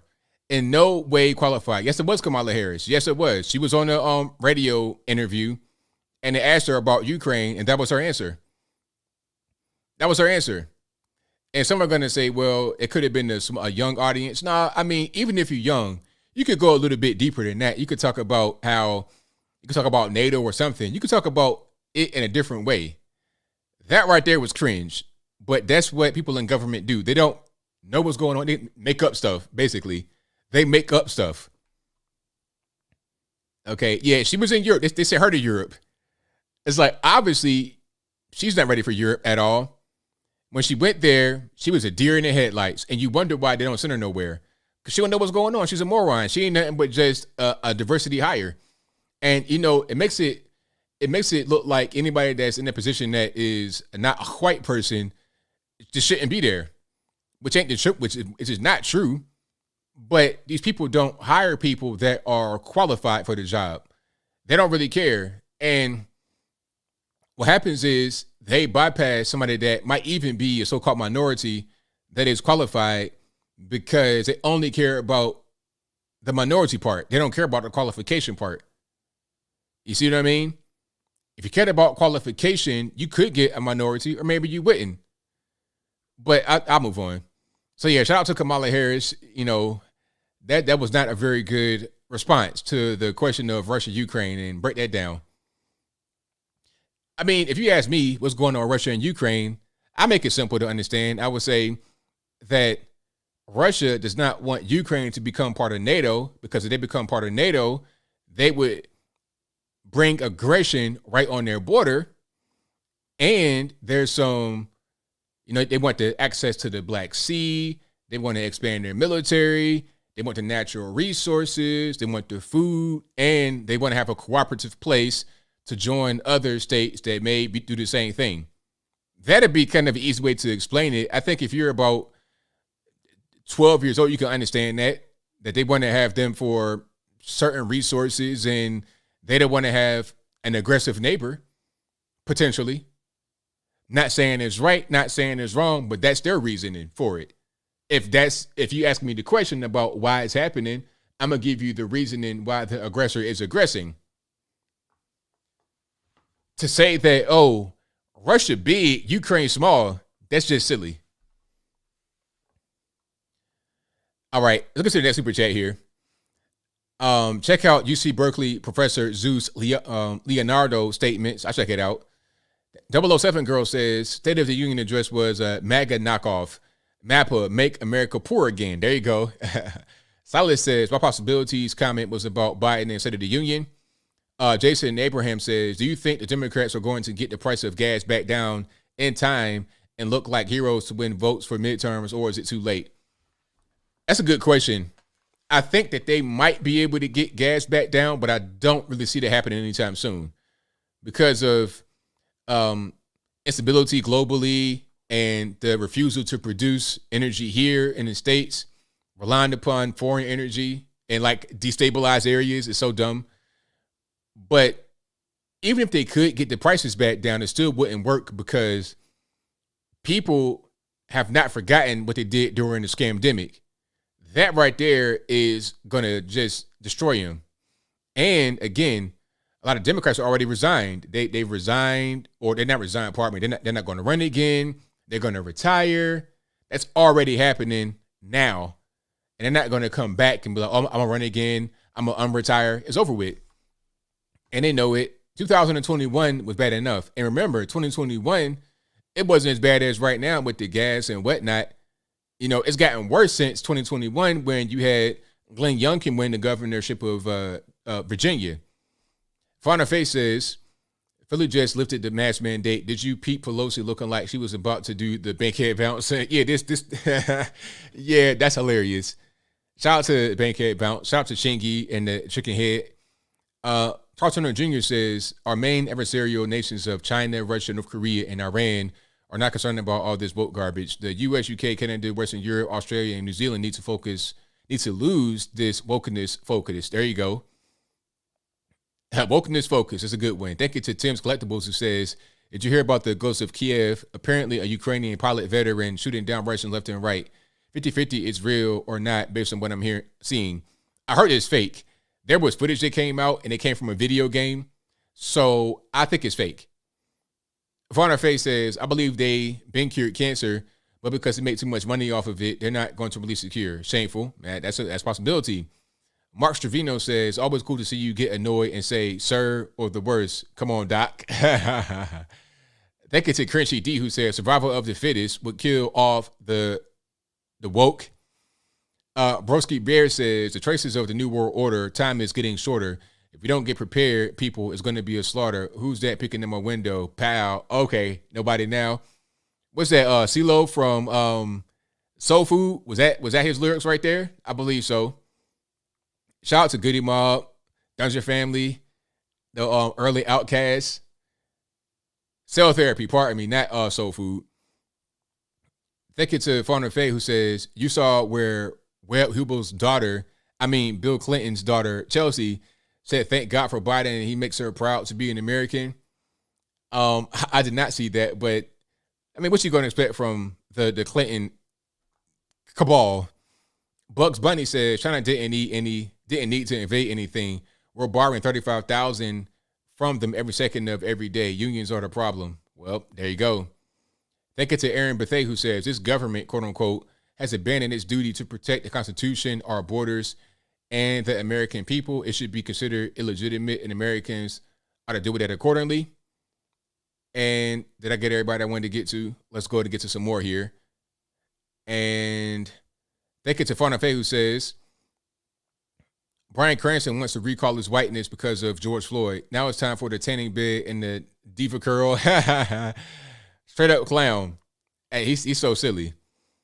I think it's a Black Tiger Paul 1 who says Russia can get Apple, Adidas, and other products from China. All manufacturing is there. How will sanctions help? They can't. They will never sanction China. China does a lot. You know, human rights violations. They ain't gonna sanction China. There should be sanctions on China based upon what they do in these sweatshops that produce American products. Okay, so if we're not even going to stop producing things there, how are we going to sanction them? That makes no sense. So we can sanction Russia to a certain extent, but not China. Father Face says, now watch Lil Kim Jong-un grow some hair on his chest and try to act like a tough guy again. Oh, of course. Of course. Sushi99 says, what are leftist Democrats thinking with their president and the whole party standing up and clapping to, quote, fund the police, unquote, now? They marched in the hot sun all summer with the BLM signs. Amazing to see. And that was crazy, the whole fund the police thing. It's like y'all were on a defund the police bandwagon for years. Now is fund the police. Let's stop. They're acting like they are the ones fighting for the police and we were the ones against them. So dumb. Nicole Macaulay says Putin is to Russia as Trump is to the U.S., as they're both lied about in the same way. Russians love Putin. We don't know the truth over here. Well, there you go. Thank you to Consumer Appliance Report for the donation, the emoji. Thank you to, that's like a high five. Thank you to WV Woman Marine who says, Disney story true. My daughter and her family just came back from Disney World and there was no contact with any of the characters. Had to keep a 6-foot distance from them. Sad and sick. It's so crazy. It's like, what's the point of doing that? It's not going to work anyway. And y'all outside. So it's so silly. So silly. Thank you to Chris Blanton who says, check out the video from Fallen Game Reverse called Zombified, pardon me. Maybe you could do a reaction to it. I'll check it out. Pamela White says, ABL, deer in the headlights. KH, yes, 80 million voted for her. D-Gads, USA got a problem. Ukraine is a global issue. Table wrapper rations. Thank you to Rob Foxery donation. I appreciate you for that one. And that's it for the super chat. So get to the calls nowadays. The number to call is 434-658-1220. Again, 434-658-1220. The number is always in the description box, and it's always also in the ticker right below me in the video on the screen. And let's go ahead and get rocking and rolling. If Skype's not working right, it's not my fault. Please blame the white man because, you know, hey, I didn't do it and taking responsibility. All right. You guys are hilarious in the comments talking about, one guy says he want to date AOC. Hey, man, if you date AOC, yeah, that's a whole Black Widow right there, man. Good luck surviving that one. If you date AOC, you're going to be like an Instagram photographer. That's what you're going to be. You're going to be the guy that nobody see, taking pictures. When she put her face in the water, that's going to be you behind the camera. Okay, let's go to 701. You're on the line. Who am I speaking to? How are you doing tonight, ABL? Oh, it's all good. Can't complain. So I wanted to talk about Nancy Pelosi quick. I think there's something to the theory that she might be an insect. So just stay with me for a second. Okay. Do you know what cicadas are? Yeah. Okay, so they rub their wings together to communicate. Rubbing of the hands. They suck the fluid from their food because they have lockjaw, which makes total sense because of the way that Pelosi talks. And, you know, she loves those children. And lastly, they're really loud, long, living, annoying insects. So I think that kind of just solidifies the hypothesis that she's an insect, right? It makes perfect sense to me. I mean, if you told me that, like in the research paper, you get 100% A, 100%. I didn't know the thing about the lockjaw. When I saw that, I'm like, oh, I have to make a joke about this. I think it was last week somebody called and they were talking about bringing attention to capping nurses' wages and specifically travel nursing wages. And I wanted to call and just kind of wrap that up in a little bit of a quicker little swoop because she was a little long-winded and she was nervous, and I get it. So here in Minnesota, we are capped because there's a company called Leading Age that is a advocate. They're an advocate, ABL, for elder care. So they went to the state of Minnesota and said, you know, what you should really do is you should cap these nurses because then these travel agencies aren't just going to steal money from them. Well, you know what else Leading Age does is they are part of the people that help make the laws that these assisted livings and nursing homes and home care agencies have to go through in order to get these nurses to work there. So on a federal stance, when we talk about federally putting a cap on travel nurses, another point I'd like to make about why we should not do that is if I go to work at Allina or Health Partners or Mayo or any of the big name things or hospitals, whatnot in Minnesota, I am a union. Do you know who donated like $3 million to Biden's campaign? Who's that? That union that represents those nurses. So the people that are in office right now are trying to put caps on the nursing wages of people that are non-union and forcing them to continue keeping union jobs because why? They're going to lose money. Yep, makes sense to They're me. going to lose that funding. It's like telling, unions, I understand why they were put in place. And my grandpa was very pro-union for a very long time. But unions don't do what they're supposed to do anymore, at least for, nurses they don't, because you're telling me that a CNA who's non-union is able to get the same benefits as me who's union, but I have to pay, $100, $200, $250 a month for those same benefits? No way. Right. So I just wanted to make those 2 points. Nancy Pelosi is a cicada, and do something to make it so that we're not capping nurses' wages. Because if you think there's a nursing shortage now, just wait. Oh, yeah. So I hope you have a great night, and I hope no crazies call in. And I want to hear more accents. You got to do a white boy accent for me, please. Okay, I got one for you. I'm gonna try to figure it out during the show. I'll just spring it on you randomly. Okay, I'll be listening. All right. Thank you for the call. Bye. All right. Shout out to the caller. Great call. And thank you all for being here. Definitely appreciate y'all. The number to call, you already know what it is. It's right there on the screen. Let's get to a few more here. Let's go to 219 on the line. Who am I speaking to? DTC, my good friend. Been a while since I last chatted with you. All righty, man. What's happening? Oh, where to begin with all the craziness going on? Yeah, there's quite a bit going on. Oh, so far I got 3 topics that you might be interested. 2 of them are pretty much the same about like how the whole mask mandate and supply and a whole lot of demand, but very few supplies. And to finish all off, like a French kiss is top. The whole refund the police.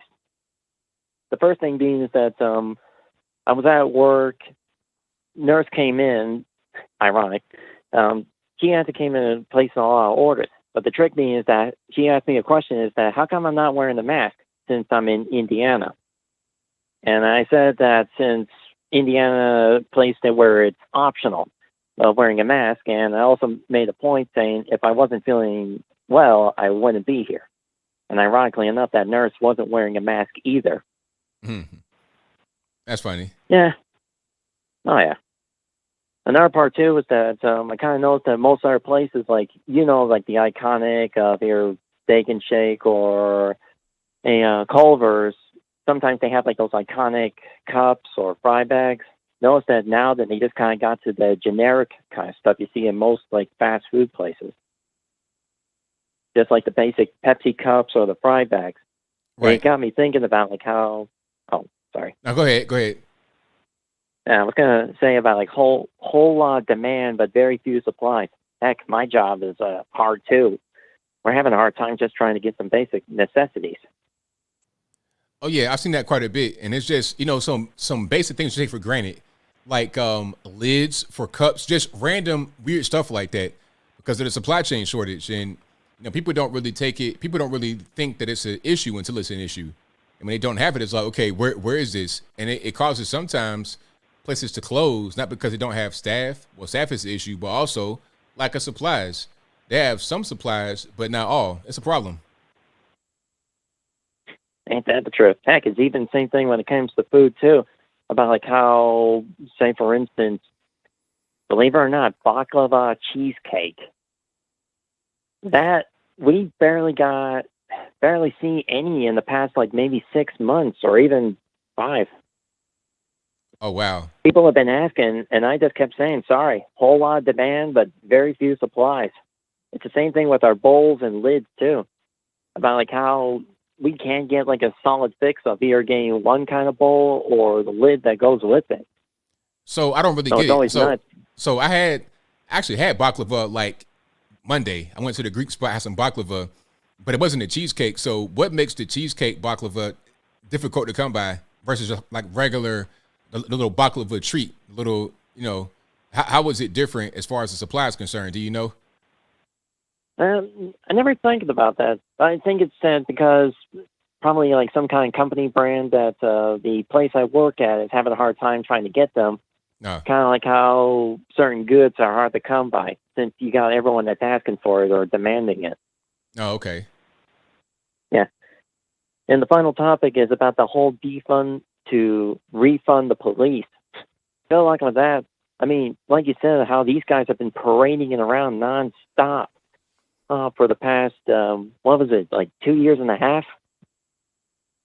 Yeah, definitely. I mean, probably more than that. But the whole sentiment of defunding police specifically, definitely about a good 2.5 years. And then before that, they've been anti-police in general, like during the 2015, 2016 era.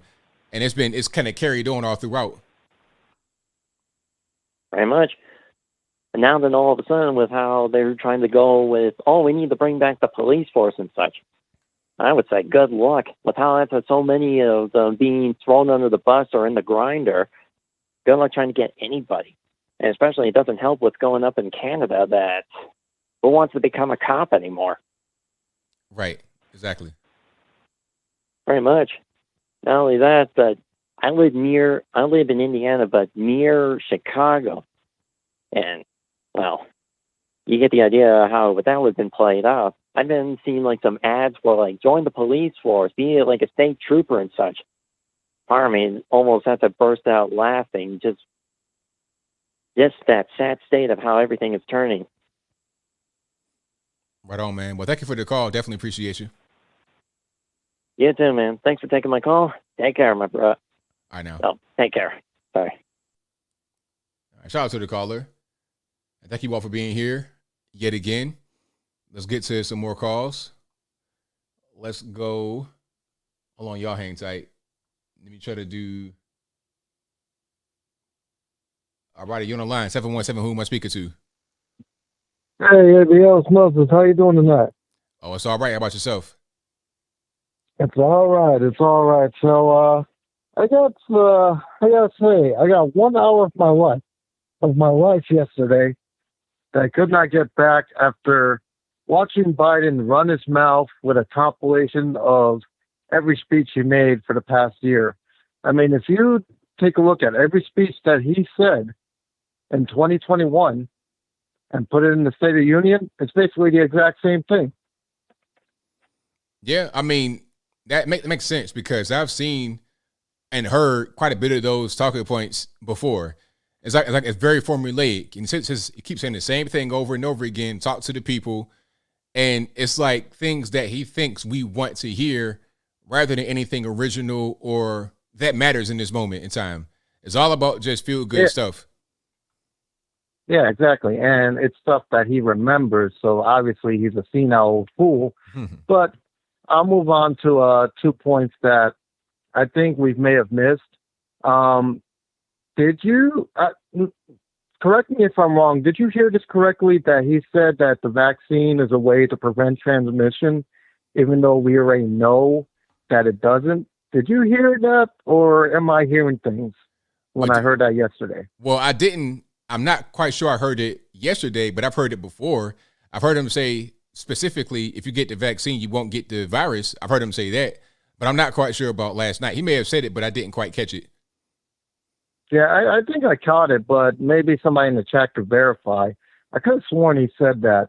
And then he was talking about the COVID pills, which is obviously the same thing as IVM, but that's a different story for another time. Right. He was pushing that, and obviously it's not going to be free because it's coming from the pharmaceutical company, Pfizer, so we already know what it's all about. He's trying to move on from it, but quite frankly, COVID's here to stay. I was surprised that he didn't want to declare victory over COVID. That's something that surprised me. Oh, yeah, you can't do that because there's more money to make from the pills and the vaccine and the mask and everything else. If there's victory, then there's no more money. Precisely. That is precisely correct. That I was surprised by that. Like, the only thing I heard new was backing the blue. Now they want to refund the police or fund the police, which I guess made BLM angry, but that's another time.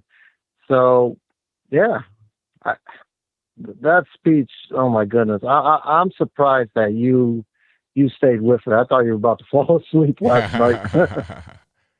Yeah, I hung in there for y'all. That's all.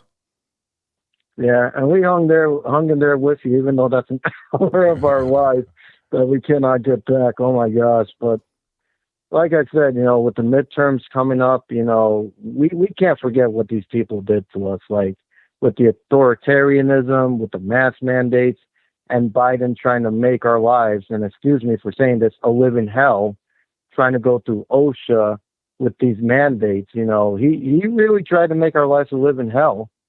And people shouldn't forget that. Like, he may say all these feel-good stuff like he said, but we shouldn't forget what he said previously about, our patience is wearing thin, all you unvaccinated people, you're all going to die in the winter time and fill up the hospitals.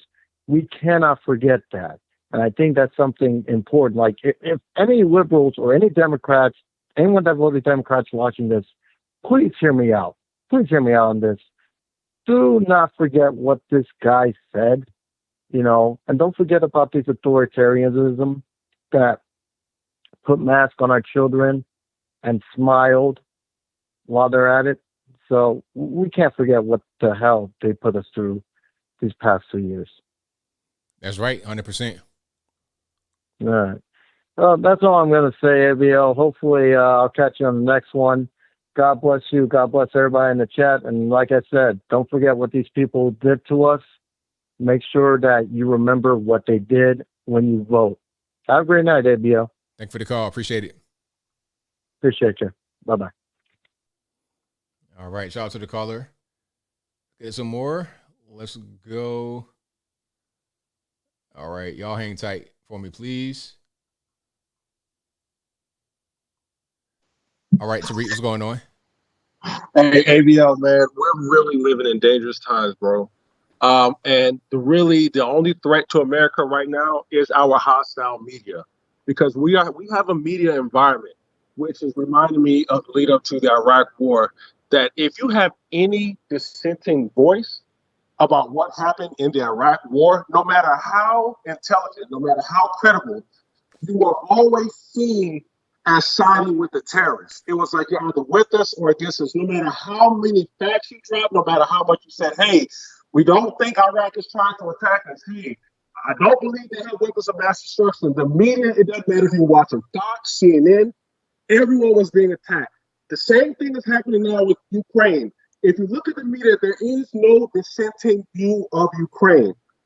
What you're going to get is Russia is trying to expand into Ukraine, and they're killing the poor little civilians. There is no opposition. There is no other way of speaking, and that's dangerous. And you can look at Google right now, and social media censoring RT, censoring We are no different from like China. We're no different from these other repressive countries who we talk about how they censor their people from information. We do the same thing in the United States. And all this is doing is this is forcing us into a view that really has nothing to do with us. Because you got to think about it. Ukraine, there is no interest to the American people for the United States to get involved in Ukraine. No interest. The only people that make money is the military industrial complex and the bankers and everyone else who makes money. But the American people get no benefit out of it. And I need to explain why Russia is doing what it's doing. The Monroe Doctrine of the United States, everyone can Google it. What the Monroe Doctrine of the United States says is that any country that thinks that they're going to come into our Western hemisphere, that means Canada, Mexico, or anywhere in our backyard, the United States will see that as an act of war. This is why during the Cuban Missile Crisis in the 1960s, that was seen as the most scariest period in our time. Because at the time, during the Cold War, the Soviets had missiles in Cuba. That was the very first time in our country that we had a real threat. And this is exactly why the United States and Cuban relationships to this day is still bad over that.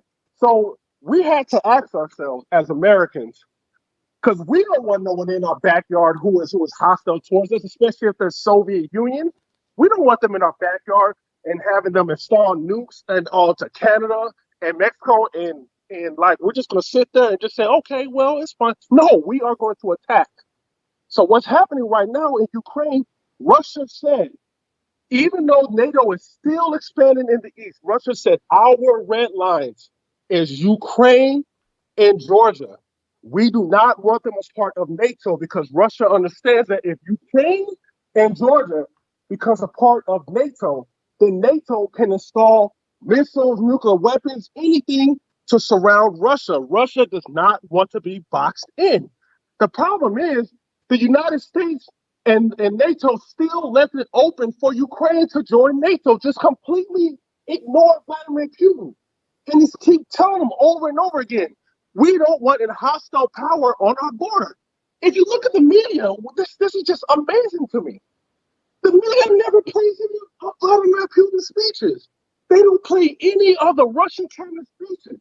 They just say, oh, Putin is just some hostile dictator who's just trying to rebuild Russian empire.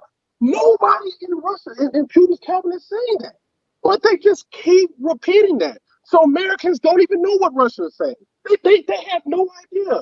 What Americans see is that Russia just out of nowhere, just like a video game or something, just some evil bad guy just decided to invade Poland and Ukraine.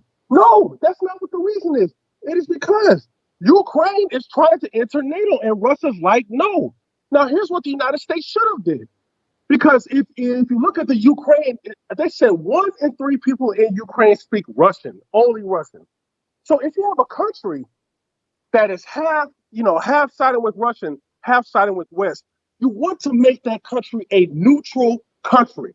It can serve as a hub between the West and the East to talk. But what you don't want to do is you don't want to arm and fund protests that's hostile towards the East. Because that's what happened. And Russia is seeing this. It's like America, I don't understand our country. It's like we literally think that Russia is going to be silent and cool with a hostile neighbor. And nobody's talking about this. So yeah, man, this is what's going on in that situation. It has nothing to do with any stupid, evil Putin. And the other thing, bro, did you see that post that's being shared on social media, mostly by Black people, about explaining the situation as like Ukraine being like the baby mama getting their stuff together and Russia being some jealous ex-boyfriend? Did you see that post going around? Yeah, I saw that. That was crazy, bro. I swear this got to be some CIA stuff, because to me, the Black people sharing this, first off, know nothing. They are dumb. I'm just going to say it flat. They are stupid. They know nothing. And I'm going to be honest with you, a lot of liberal Black people just hate Russia because they're associated with Trump. That's the main reason why they hate Russia. What's problematic about that is I feel like that was intentionally designed to go out to Black people because they don't see black people as intelligent people. So when you break things down to black people, you got to break it down to us like we're like some idiots, like it's comical, like some black dude in the hood with some baby mama drama. And I'm looking at this, I'm like, black people, do you not see how you being played as fools? And then here we go as black people who love to talk about the problems of colonialism, expansionism, and white supremacy, promoting that garbage. It's like at one moment you are talking about white supremacy and the problems of the colonialism, expansionism, and then the other way you are supporting it. So it's like, dude, like this is why I'm telling you, man, this is why nobody really takes us seriously. Because black people, I feel like we don't have a serious stance on anything. It's like wherever the media blows, we're gonna just go right along with it. And I hope, man, if there is a war, send the liberals there first. But yeah, man, and this one last thing I want to say, and I'm gonna get off, man. Anytime you see the Democrats and Republicans agreeing on something, there is a problem. When you see Ted Cruz and AOC lining up and agreeing, both of them are saying some very hostile and destructive rhetoric against Russia. The American people need to start asking questions and saying, is this war worth our interest? And if there's any type of escalation, is nuclear war worth it? That has to be a debate. We can't have a hive mind republic marching in the wars or supporting wars that may lead into World War III. And that's all I got to say, bro. Thanks for the call, man. Appreciate it. All right, take care. Very good call. Now, I did see that meme about the baby mama, all that, and, you know, the abusive boyfriend and just simple stuff. It's like this stuff gets eaten up by the masses because they can understand it. I think that's probably why Kamala Harris was talking like a kindergartner when she was asked a question about Russia and Ukraine. She didn't really want to get into the real geopolitics because they feel like, you know, who's going to understand that? But really, the stuff is not that difficult to understand, but they just don't want us to understand. They don't want us to know the actual truth about what's going on. And that is the problem. All right. 209, you're on the line. Who am I speaking to? Hey. Hello? Hey, how you doing, man? It's all good, man. What's happening? Hey, it's Justin. I'm from California. I'm a big fan. All right, man. Well, I'm glad you joined, man. What's happening? What's going on? So I just wanted to say that, you know, I saw CNN planting a fake body in Ukraine. So how did they do it? Like, what was the context of this? So it's in one of the recent videos, but there's like a blown up tank and everything's blown up and destroyed. And like, there's this body planted there. It's like totally fake. It's like obviously fake for propaganda. Okay. Well, I've not seen that. Like, is there, where you see the video? Was it on social media, YouTube? Where'd you see the video? It's on YouTube. But yeah, I just wanted to say that this is a big propaganda war. Like, there's a lot of lies being told about this war. And like, you know, the 40-mile Russian convoy that they're talking about right now? Yeah. That is Photoshop. That's not even real. That a lot of that is Photoshop. Okay. So they're lying to us. They're lying to us about a lot of stuff, man. It's sick, man. It's crazy. But how you know it's Photoshop? Because there's clouds and the tanks are on top of the clouds. It's ridiculous. Just like how they photoshopped the pilot in Kyiv, in the Ghost of Kiev. Oh yeah, that was crazy. Fake. And they're using old material and they're putting new material in, and it's just a propaganda machine. But yeah, I just wanted to relay that to you. And you know, for more info on the propaganda and stuff, go to see Paul Joseph Watson's newest video. You know, and yeah, that. Am I talking to Anthony Brian Logan right now? Yes, you are. Am I live right now? You live? Yes, sir. Okay, everyone's hearing me? Okay, yeah. Hey, look, when this live stream's over, go watch Paul Joseph Watson's newest video. And, yeah, check that out. Wag the dog. Thank you for the call, man. Appreciate it. All right, let's promote somebody else on my stream. That's fine. I ain't gonna trip. The number to call, 434-658-1220. Let's go to the next caller here. All right. All righty, James, what's happening? Hey, man, how are you? Let me put you on pause over here. That caller a little while ago, was that Tariq, I guess? I don't know, everybody in the comments is saying it's Tariq. He was yelling, but he was right. Oh, yeah. I mean, I know a lot of Russians and know a lot of Ukrainians, but we're all getting different media over here, like very different media. And they had put this lady up, this interview with this lady, and and I didn't understand it at the time, right? I didn't understand it at the time. She was like, well, let's see what Americans would feel like if we put missiles on their border. They didn't like the Bay of Pigs too much.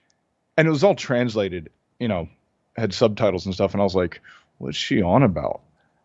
But I mean, if you know your history, we all got, up in arms that they're putting missiles right in our backyard.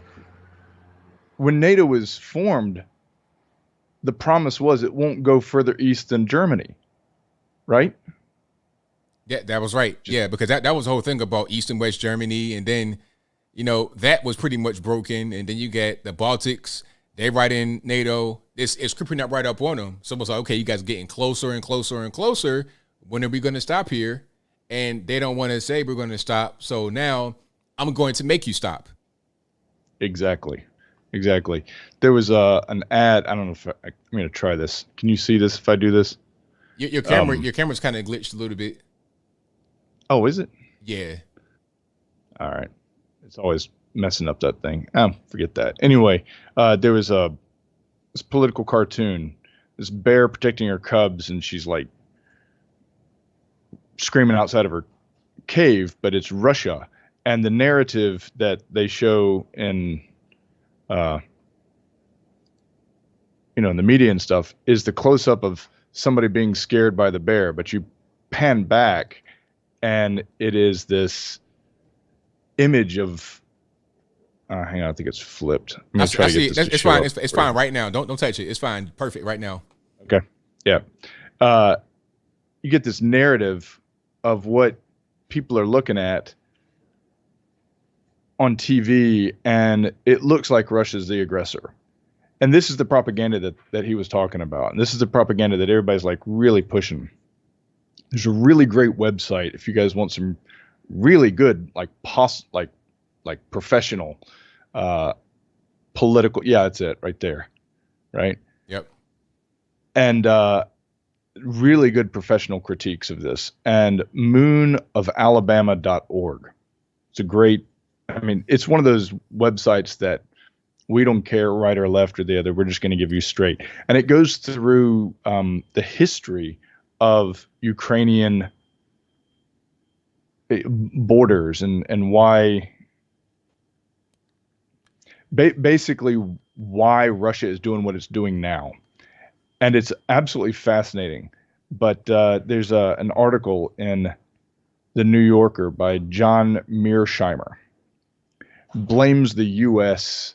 for the crisis. Why John Mearsheimer blames the U.S. for the crisis in Ukraine. I highly recommend that to anybody. It's superb. And he goes through NATO, and he goes through the family that the regime in Ukraine that was actually Nazi friendly.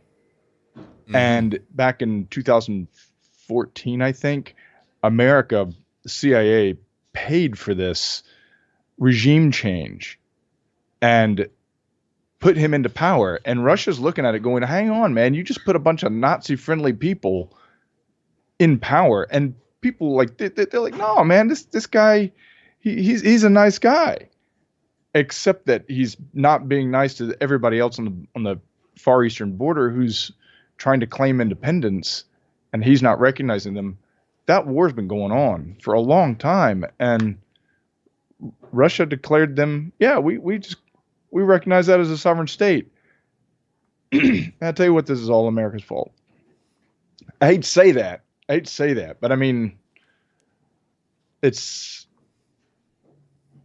that like internal CNN and MSNBC and ABC that is basically, I don't know, I want to sound like I'm a crazy, hey, this is old George Soros money. But it sounds like this is what, a state-run media looks like when you only get one side, and it's the America-friendly side. As a matter of fact, this is really good.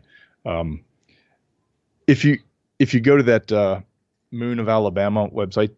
They brought this up. I had missed this until now, but it says historian Anne Morelli has summarized Arthur Ponsonby's, I can't read that, classic book of falsehood in wartime as this. Number one, hey, we do not want war. The opposite party is alone guilty of war. The enemy is inherently evil and resembles the devil. We defend a noble cause, not our own interests. This is a list. So this is number 5 here. The enemy commits atrocities on purpose. Our mishaps are involuntary. And the enemy uses forbidden weapons. We suffer small losses. Those of the enemies are enormous. Recognized artists and intellectuals back our cause. That would be Hollywood.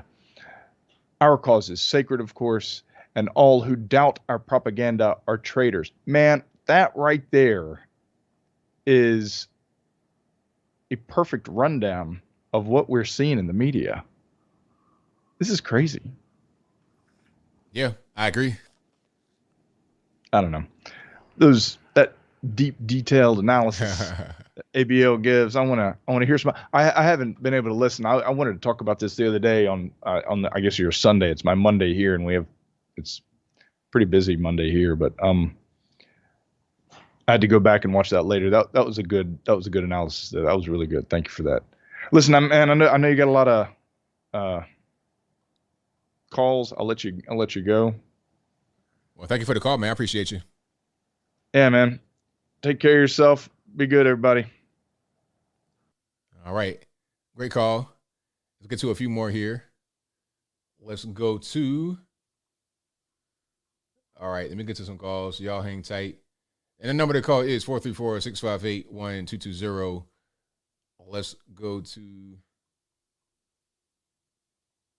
412. You're on the line. Who am I speaking to? Jay.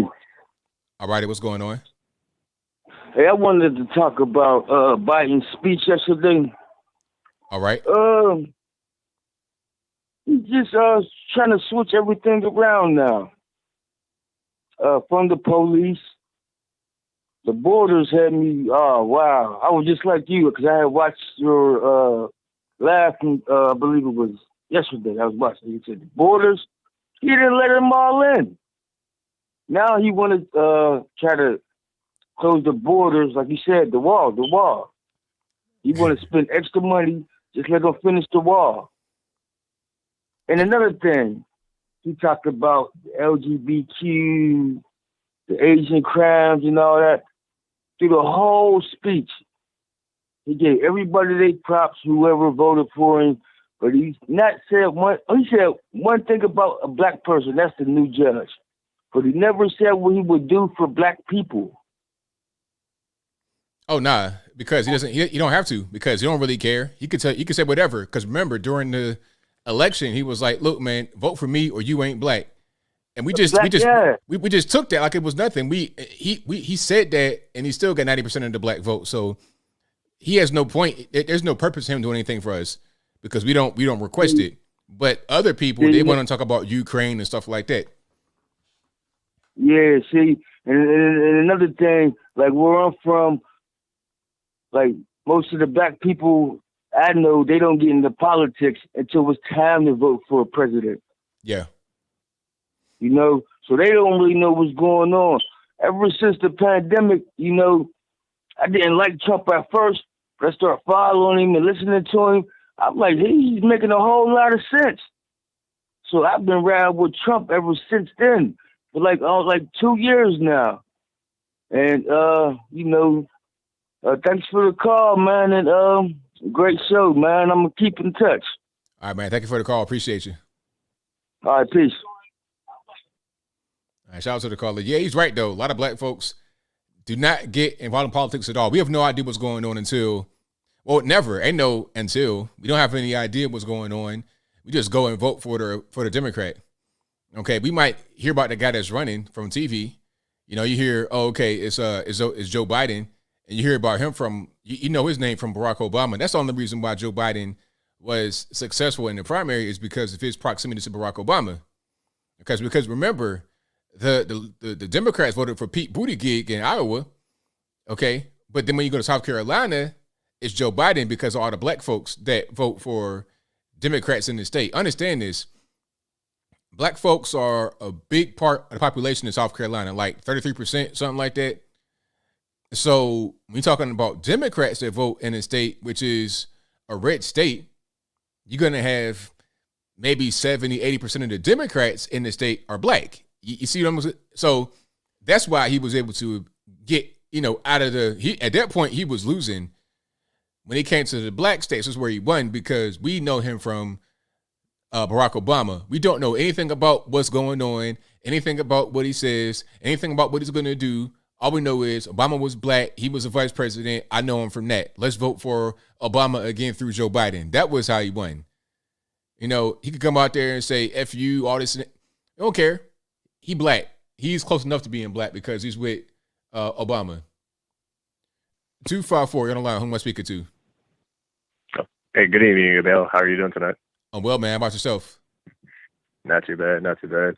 Catching up on some of the videos that you had earlier in the stream. Glad to be able to call in again sometime. So quick question, since we've been talking about it throughout the night, and especially what you've been talking about on the stream. State of the Union address, get that one out the way. Honestly, that was, you said it spot on earlier this week, and I was thinking the same thing. Me and my buddy were catching up on some of the highlights from it last night. And yeah, it was just pretty much a good showing on their part of them trying to cater towards their Democratic Party and Democratic voters out there. First off, I will say though, I thought Nancy Pelosi was having a seizure on stage. I was like, "Are you good, man? Like, I don't know what you're doing with your hands over there." Yeah, that was kind of crazy. Yeah, that actually had me scary. I was like, but then again, I mean, she's like, what, 90, 95? I don't know at this point. They're all looking pretty old up there. It's like corpse parade kind of going on up there. It was sad though. What's kind of funny to have the catering and pandering that they were trying to do out there. Definitely the big one that I saw was when he sat there and said, "We need to fund the police." I'm sorry, but the last 10 years even that you guys have been trying to push this defund the police, cops bad issue on the Democratic Party, especially in some of these more liberal cities being coming up, that's what the big push is. And all of a sudden you guys are trying to push for fund the police because you're seeing that political backlash that you're seeing in some of these more liberal areas, especially what we saw in last year. I forgot her name, but she was talking about how the Baltimore citizens out there, especially in the black communities, are saying, we don't want a defunding of the police on that. Him trying to take credit for the, us trying to look good, helping out Ukraine.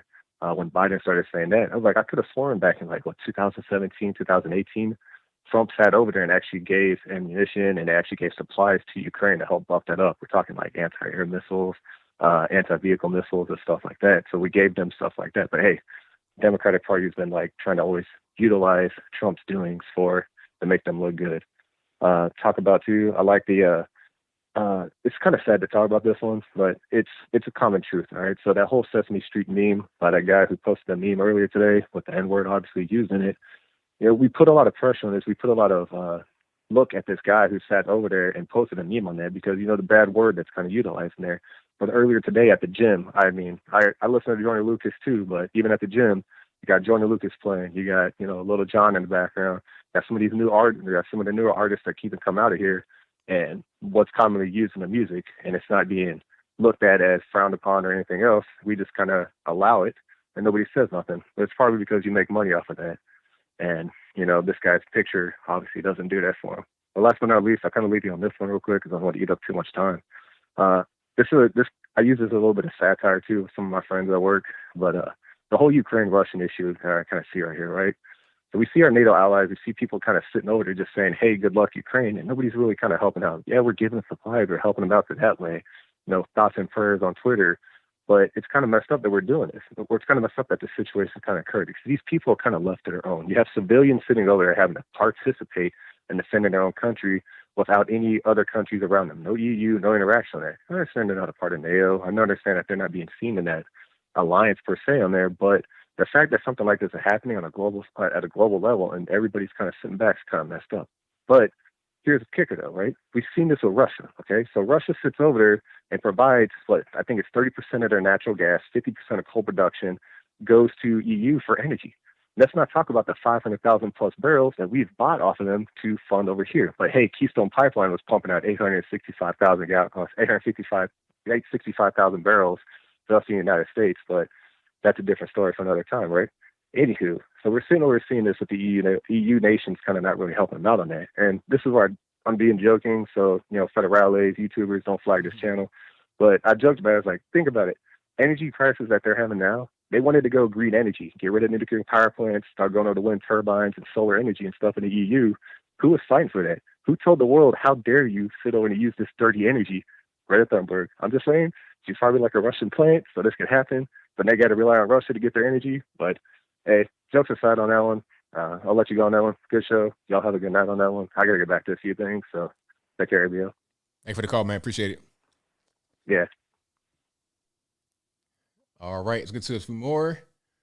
Let's go 225 on the line. Who am I speaking to? Hello? Yeah, what's going on? Oh, nothing good, man. How are you doing? Oh, it's all good, man. Can't complain. Oh, yes, sir. Shoo.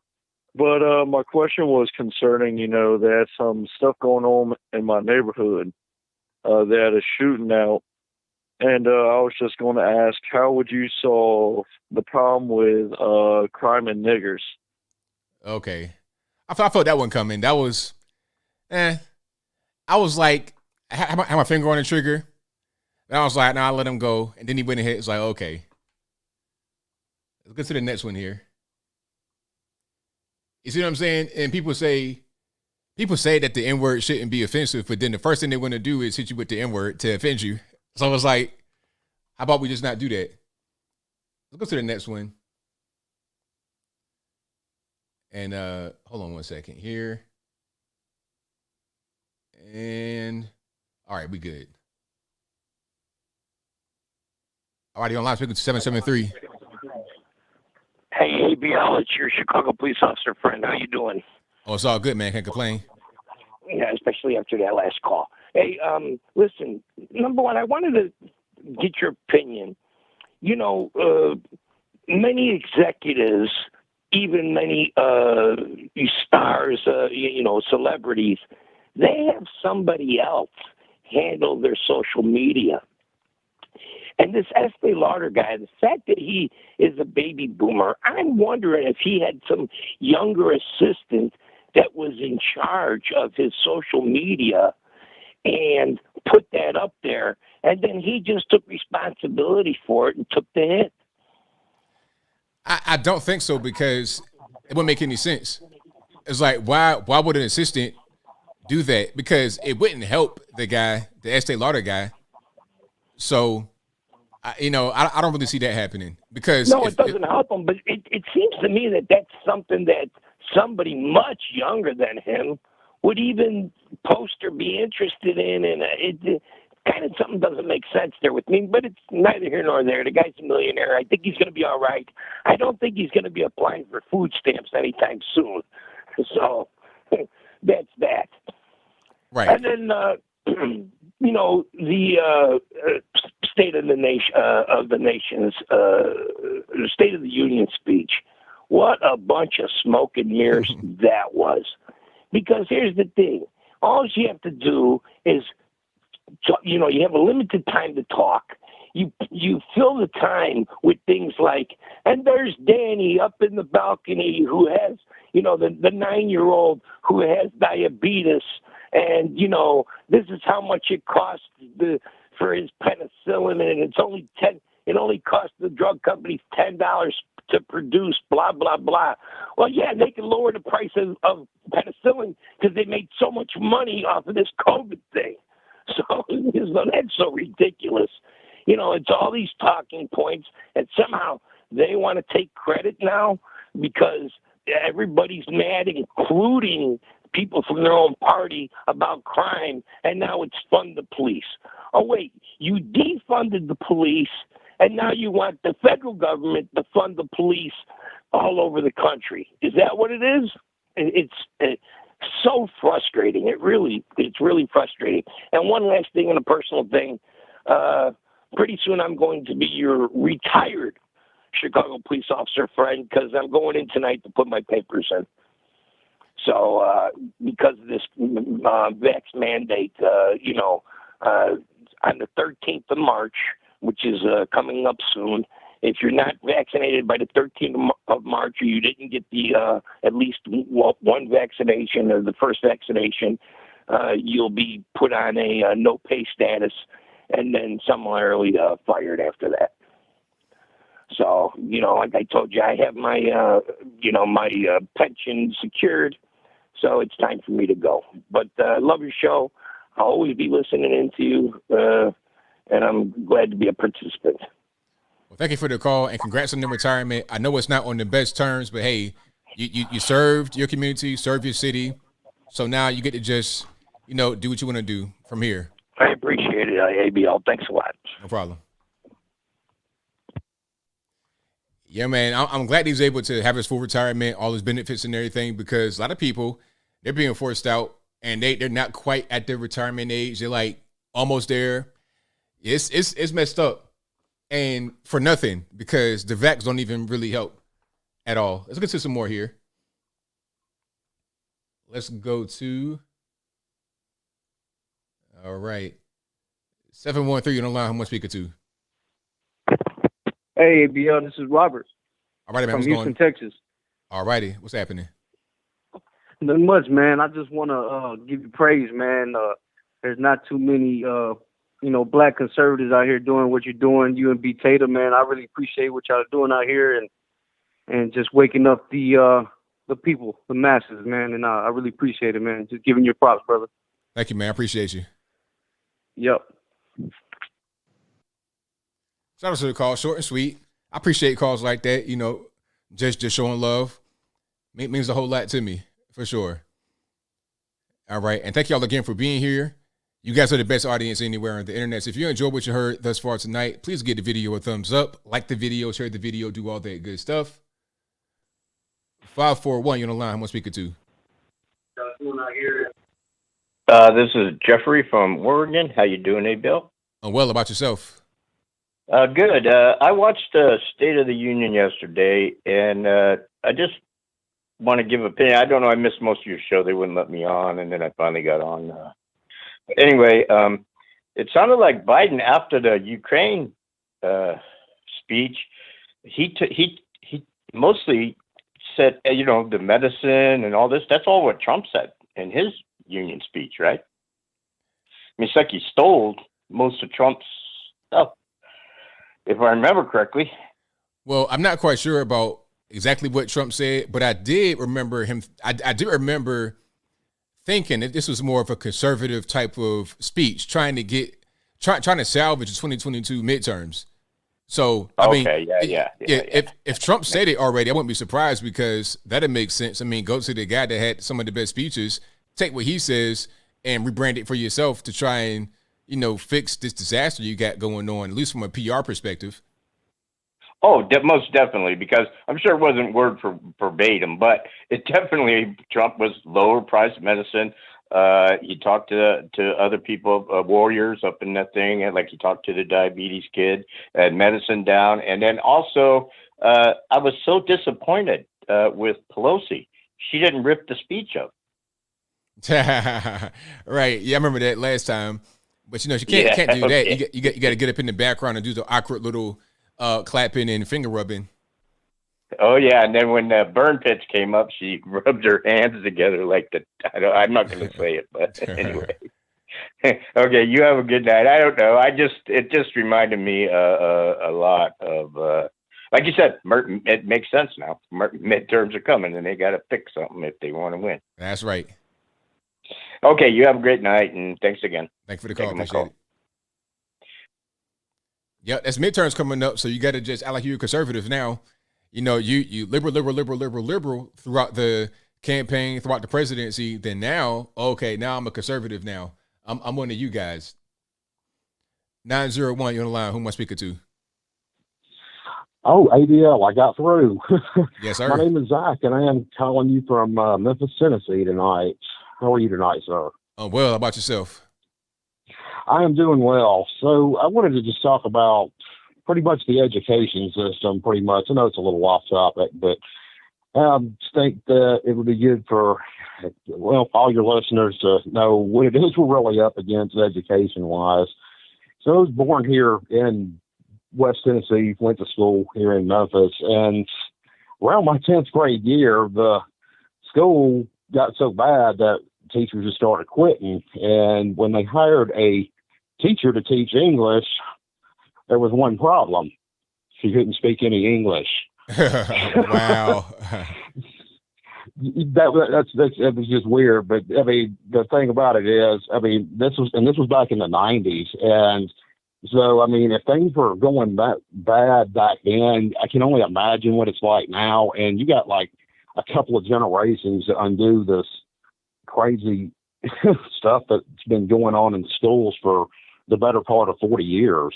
You know, it's really unnerving. Oh yeah, it's gonna be rough because I forget where this was and what school district, but they were pretty much anybody. If you are some kind of way employed by the school system, you can be a substitute teacher, janitors, bus drivers, whoever. Hey, step in there and be a sub for a while because they couldn't staff. And if that's going on, what are the kids actually learning? And like you said, that'll do some damage. You've had the mask for a while, the lockdowns, virtual learning, no teachers. It's a mess. Yes, it is. It's a huge mess. And I kind of just wanted to tell that story and bring some, shed some light and, bring this to, all your viewers and listeners' attention that, they quit teaching school a long time ago. We're just now finding out about it because the one thing I can say that came out of this pandemic was, we finally got the answer to that age-old question, what are they teaching in kids in schools these days? Well, here's our answer. That's right. But I love your show. You're doing great. Keep doing what you do. I'm going to continue to listen and hope you get some more good callers tonight. Thank you so much. Thank you for the call. Appreciate you. Thank you, sir. All right. Shout out to the caller. Shout out to M-Town, West Tennessee. Yeah. Yeah, the education, like schools right now, is crazy. It's kind of a toss-up. You never know. I mean, you got to just find a good school or do some homeschool or something. You got to figure out a way. I think in the future, you won't be able to rely upon the public school system anymore the way that it may have been in the past. Those days are pretty much over with, in my humble opinion. 517 on the line. Who am I speaking to? My name's Mike. All righty. What's How going are on? you doing tonight? Oh, I'm great, man. Can't complain. About yourself? I'm doing all right. I just wanted to get your takes on if America's going to start accepting Ukrainian refugees or not. And I also wanted to congratulate you on your purchase of a brand new nigger pandered propel. Why do I get all these weird people? Like, what happened? I don't really understand. Okay. So, yeah. Let's get to some more calls. 559 on the line. Who am I speaking to? ABL, Patrick from California. How's it going? It's all good, man. What's going on? Oh, good, man. Hey, good hearing from you. I just wanted to make a few comments. Just tuning into the show, so I'm not quite sure what has been said, prior to my call, but as far as concerning Ukraine and Russia, I mean, if you look at the governments who are involved, we have fascists on the Ukrainian side and communists on the Russian side. So, people really who are in the United States should question whether or not they really should be on the Ukrainian side. If anything, they should be on the people's side of those two nations instead of just being on, oh, well, I'm with Russia or I'm with Ukraine, because with both sides of the table here, it's not good at all on either side of the spectrum, is my point. And so, you kind of have to just say, well, unfortunately, you have one evil that's trying to take over another, and it's just all bad. And so my personal perspective on the entire war going on in Ukraine is that I'm actually rooting for the people, not for either one of the governments. As far as our situation here in the country, we really should be focused on our southern border. We should have our military deployed there because it's just nonstop immigrants coming in like a running faucet. We have, I think it was 200,000 immigrants that were currently, oh gosh, I just lost my train of thought, who were out in the country. They were looking for them. They're illegals who have not showed up for their court date. Right. So, you know, the crime has just been skyrocketing because of it. And to make a long story short, I just wanted to say to hell with the Democrats who have totally ignored the southern border and let everything go to complete chaos and destruction down there because it's an invasion. And I just think that something has to be done, or else we're not going to have a country. Anyway, God bless you, ABL. Thank you so much for taking my call. I appreciate your time. Take care. Thank you for the call, man. Appreciate you. Yeah, man, the southern border is crazy. And then the refugees trying to come here. I mean, the whole thing, all this could have been avoided if we did a better job in Afghanistan, in my humble opinion. That was the first thing. And then you're not cooperating properly with Putin, and it's just a whole big mess. These things could be avoided. I don't think Putin necessarily wanted to take Ukraine. I think that what he will probably want is for Ukraine to just not invite NATO, and for NATO to not want to invite themselves. Just kind of be a neutral place.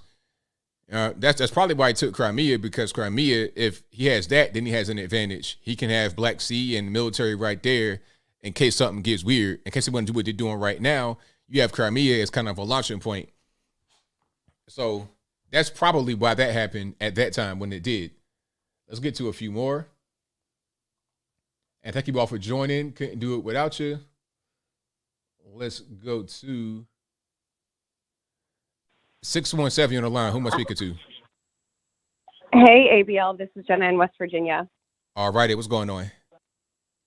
So, food for thought. I don't know if you discussed this. I tuned in a little bit late, but the whole Ukraine thing. So, I think kind of where people are split on this one is Ukraine used to be, back in the 90s, right after the Soviet Union broke up, in 91, they used to have the third largest nuclear arsenal because it got split into all those different states. And the United States and the UK and Northern Ireland came in and were like, no, you kind of got to give them back to Russia. So the Budapest Memorandum, basically the UK, Northern Ireland, Russia, and Ukraine signed an agreement. And it was a mutually assured security protection that they will continue to recognize Ukraine as a sovereign country, that it will respect its territorial boundaries, things like that. And so Russia obviously already violated that back in 2014. But keep in mind, and it's just food for thought. I'm not necessarily trying to disagree with anybody. I'm just trying to throw this out there. It's food for thought. Keep in mind what they did to Chechnya with the use of chemical weapons. I mean, the Chechens fought Russia for, 10 years? Yeah. And they were using chemical weapons. They both used them on each other. I mean, things got wild, but Putin flat out said he wants to restore the previous Soviet Union. So that's kind of why he's trying to take that territory. He's trying to grab as much land as possible as he can and destroy U.S. supply lines as quickly as he can. And unfortunately, he's just upset because he's not doing it as fast as he thought he could. But the issue with Ukraine and the U.S. support is it's just like, hey, guys, like we have this agreement and you're not holding up your end, is where their frustration is coming from. Yeah, so, I mean, like, how about like the whole NATO piece of it? Like, what's your viewpoint on that? So NATO gets really tricky. So they wanted to join NATO, but obviously they had some corruption issues that they had to clean up, and that's on them. But it's really on the U.S. and the UK and Northern Ireland. Madeleine Albright signed is the one who signed that back in '96, that Budapest Memorandum. Mm-hmm. And so it was under the Clinton administration, essentially. But UK and US has some special obligations, and they didn't do anything back in 2014. So that's why Zelensky, when he got into office in 2019, he basically said this thing is worth ripping up because nobody's honoring it. Mm-hmm. And so he's got frustrations there. But the NATO portion of it gets interesting because if you read the text of the Budapest Memorandum, it actually will reference two other documents. I don't remember them off the top of my head, but one of them includes NATO. Well, that is why Putin is trying to move nuclear weapons, if he hasn't already, into Belarus, because Belarus obviously is not a NATO country, and that Belarus did not sign that agreement, but Russia did. And it agrees that Russia will not nuke Ukraine, but Belarus didn't sign the agreement, so technically Belarus could nuke Ukraine. I see. So the other thing to keep in mind, too, is that they have their own version of NATO. It's obviously a really sketchy and shoddy one. It's Belarus, I think Kazakhstan, Kyrgyzstan, and Armenia.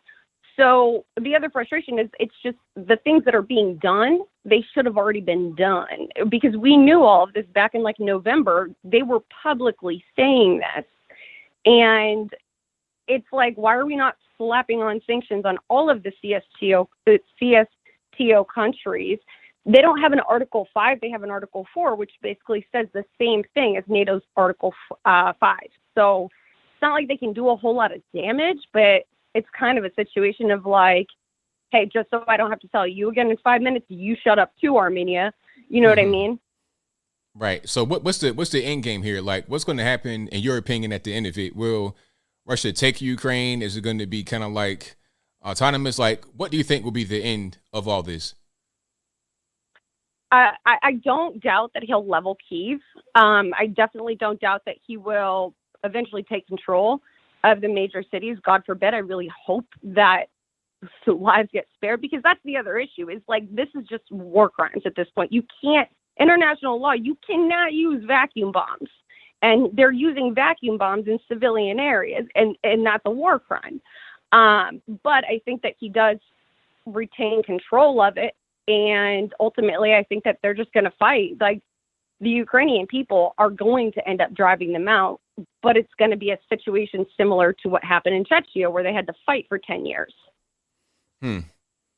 Well, we'll see how everything plays out.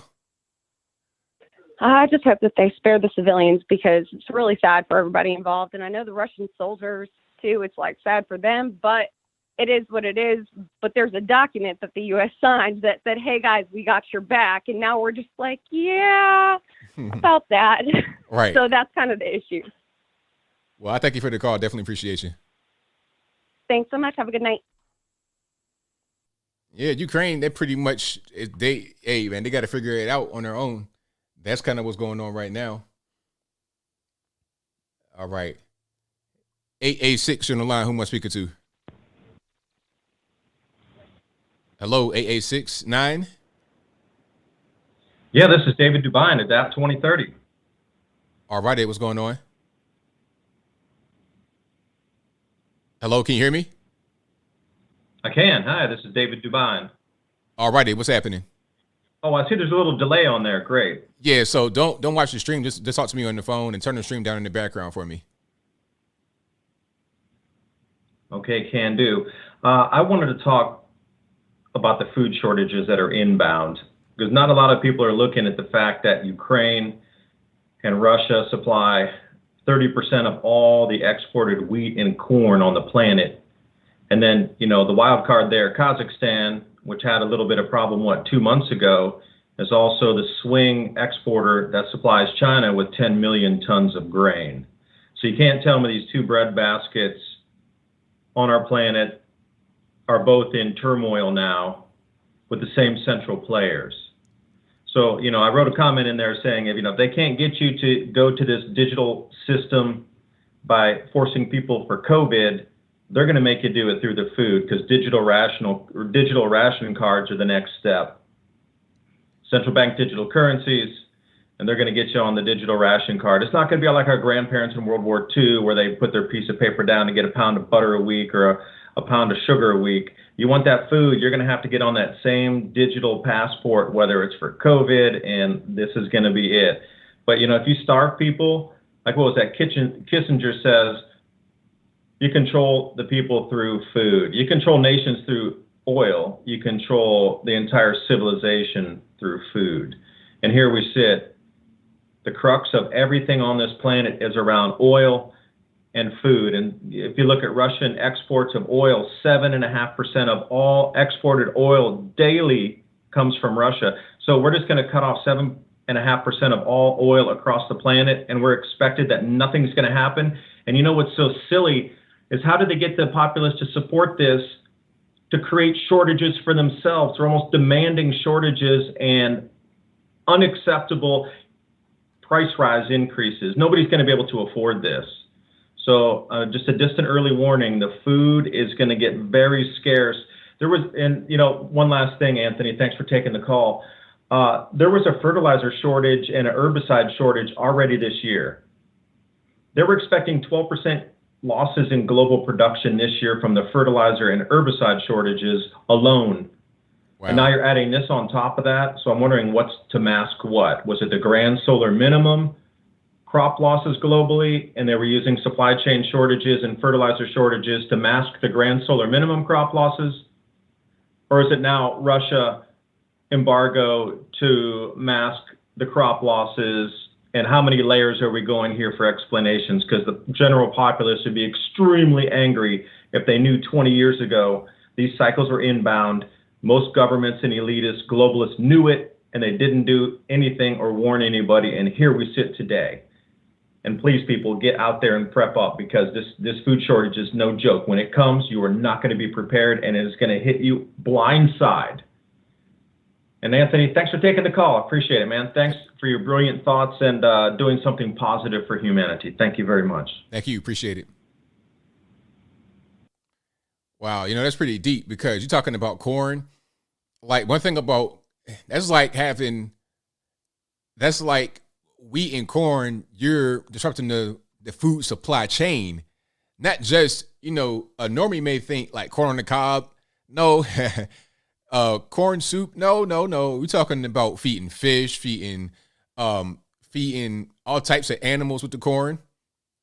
That's going to be really big. That's going to be humongous. The whole way that the food that you get food, all types of products come from that. Okay, you're gonna ruin the whole food chain. 30%. That's big.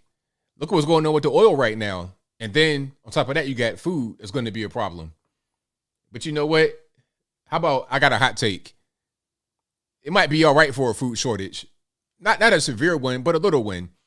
Because when I go to Walmart on the first of the month, what do I see? Carts completely filled from the rooter to the tutor, from the top to the bottom, left, right, side to side, with junk. So maybe a good shortage would be okay. Not too much. We can't be starving out here, but a little bit of a shortage to force people to not eat so much. Maybe that'll, and you know what else I'd do? Cut down on the bug. It wouldn't be too many deaths from the bug now, would it? If people couldn't eat, you know what I mean, 1,000 pounds of Pop-Tarts a day. But seriously, if there was not a severe food shortage, it might be okay. That's my hot take of the day. So, you know, and I'm being 1,000% serious. Let's go to some more here. 323, you're on the line. Who am I speaking to? Hi, good evening, Anthony. My name is Emmanuel. I'm calling out of Los Angeles, California. All righty, what's happening? Yeah, I just wanted to talk about real quick from the Biden State of the Union address last night, where he mentioned that they are releasing 60 million barrels of oil. When I Googled it, Americans in the nation consume 22 million barrels of oil, which is equivalent to just about a little over 2 days. That equals no help. And I wish that we would start talking about, the Biden administration would start talking about maybe opening back up the Keystone XL pipeline that he shut down when he first came into office. That would probably help us out more instead of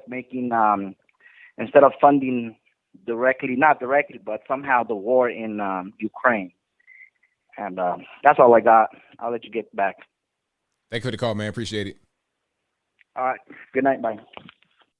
That's a great point. I mean, that's what I'm saying. It's like, let's open up Keystone XL. Why not do that? We got environmentalists You have environmentalists directing foreign policy. It's the silliest thing in the world. But that's where we are nowadays, unfortunately. Let's go to 424. You're on the line. Who am I speaking to? Hi, this is Alex. All righty, what's happening? Yeah, I just thought I'd call in because I know people have been talking a lot about the Ukraine stuff lately, and honestly, it's a little bit scary. Especially because I'm sure you probably heard stuff talking about a draft. You've heard about that, right? A draft here? Yeah, potentially an American draft for soldiers to head over to Ukraine. You heard about that? I've not heard about that. I've heard people say that that could happen, but I've not heard about it in any kind of official way. Well, I don't think it's actually been proposed yet, but there have been officials who have mentioned it. And I could honestly see it happening. And that to me is kind of scary because if we're going into draft territory, that means they're preparing for a full-scale war. You know what I mean? Like if we're thinking of starting a draft over it, they clearly think they need a lot of men for the fight.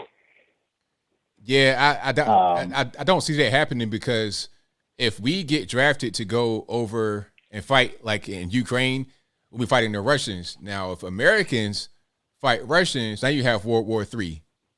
So I doubt that. Exactly. Yeah, I doubt that would happen. Well, the thing is, it's kind of hard. I could see it happen just because, having to worry about Biden being in charge, right? I mean, being in the military, especially if there is a draft, being in the military under Biden, that does not sound like a fun thing to me, That's correct. That sounds awful. It does. I mean, think of all the stuff he's been pushing lately. I mean, they're letting anybody in the military now, right? I mean, they've pushed towards trying to let like transgenders and everything work in the same group as say a transgender woman being in the same group as like a regular woman in the military, stuff like that. It's just dangerous. I mean, like what's going to happen next? If I get drafted, am I going to have to fight alongside a nigger? I felt it. I knew that was going to happen. I already felt it. My finger was on the trigger. It was ready to roll. Let's move on to the next one. And you know what? I was thinking about the whole time I'm thinking like, okay, this is a good call too. He's going to try to troll me. I already felt it. All right, let's get to a few more.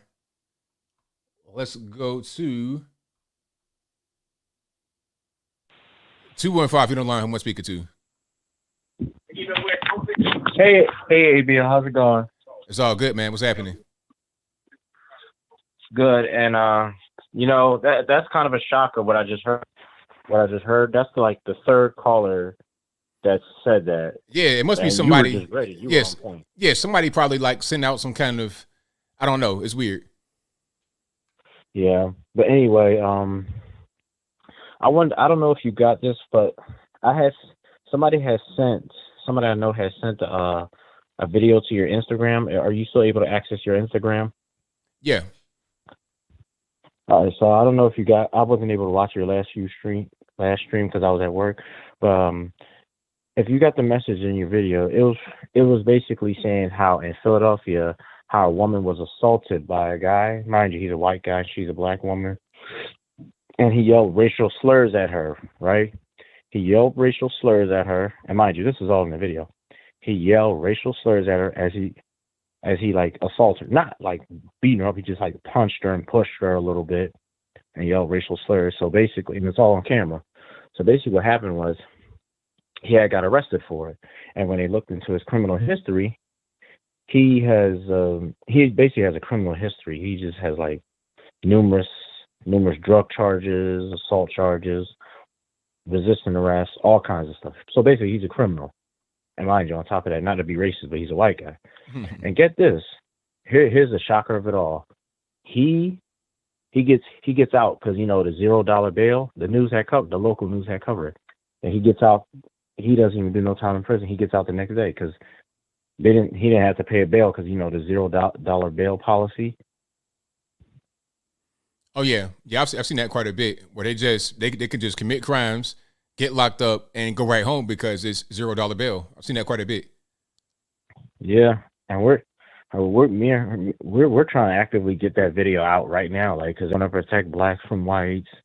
But I mean, it shows you right there, and they just let them back out the next day like nothing ever happened. That's So I right. was like, wow.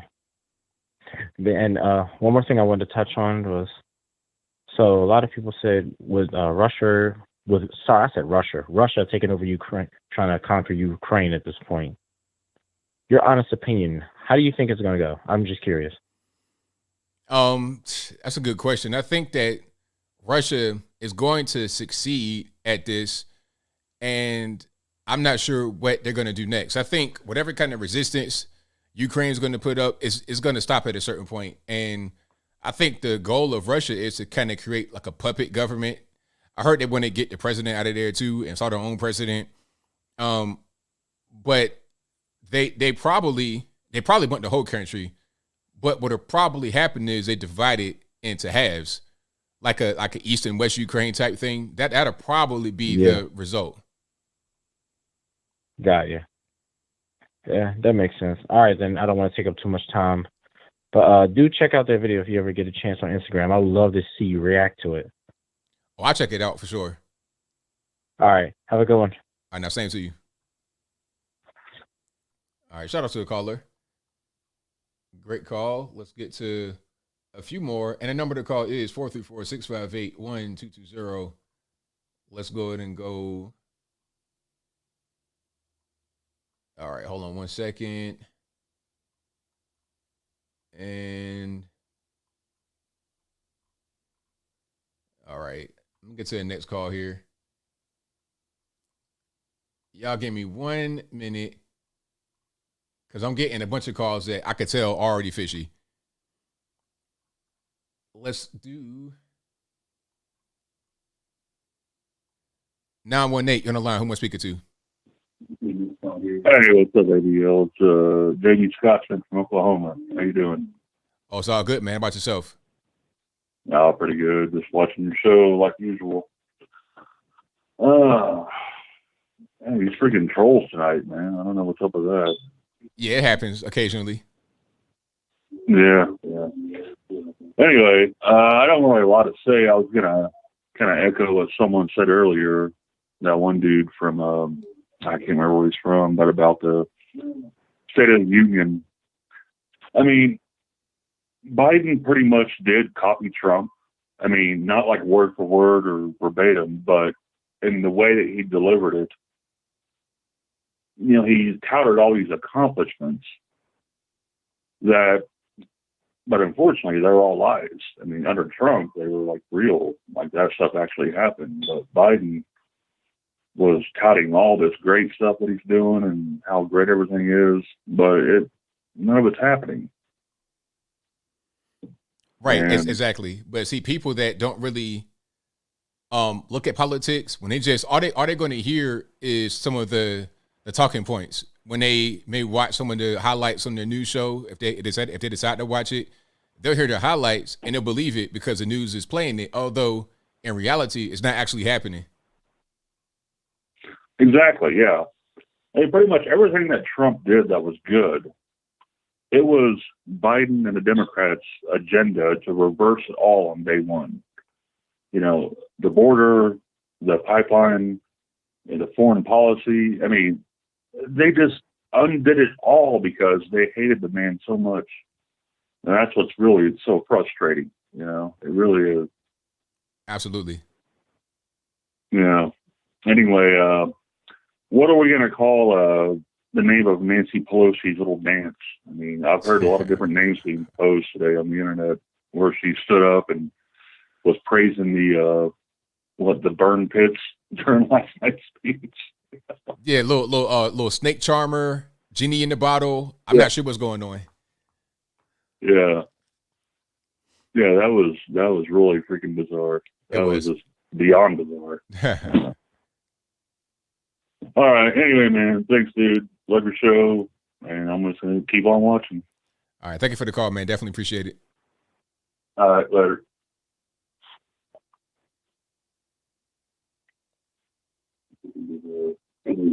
Beyond.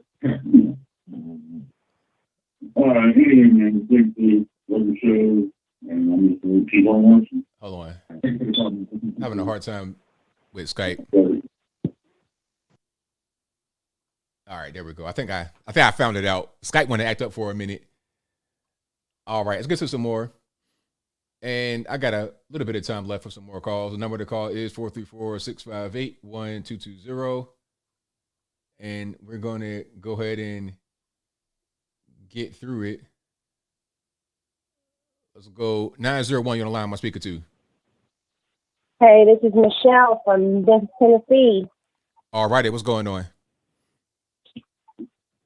You know what? I have been listening to things over the years and haven't been able to figure stuff out. But now that I put a lot of pieces of the puzzles together, like I really see this whole Ukrainian-Russian war thing to also be weaponized for our voting in the next election. Because for number one, if we're at war, I believe there's something in the Constitution where there will not be another election until it's resolved. And then number two, the whole Russia thing going on in the past, they're probably going to paint Trump as being a cheerleader for Putin after it's all done and over with. And then number three, I see that they shut the pipeline down in the United States, and now I'm starting to wonder if that's because they know that we're going to probably go to war, and they don't want that to get hit by any kind of nukes, because that would spill like a whole lot of oil all over the land. And then I have one question. Do you know if that pipeline that's going from Russia to Europe is still running? Okay, so you got the Nord Stream 1 and the Nord Stream 2, and they're side by side. Nord Stream 1 has been running the whole time, no interruptions. Nord Stream 2 never started running, but it's already built. It just haven't had it running yet.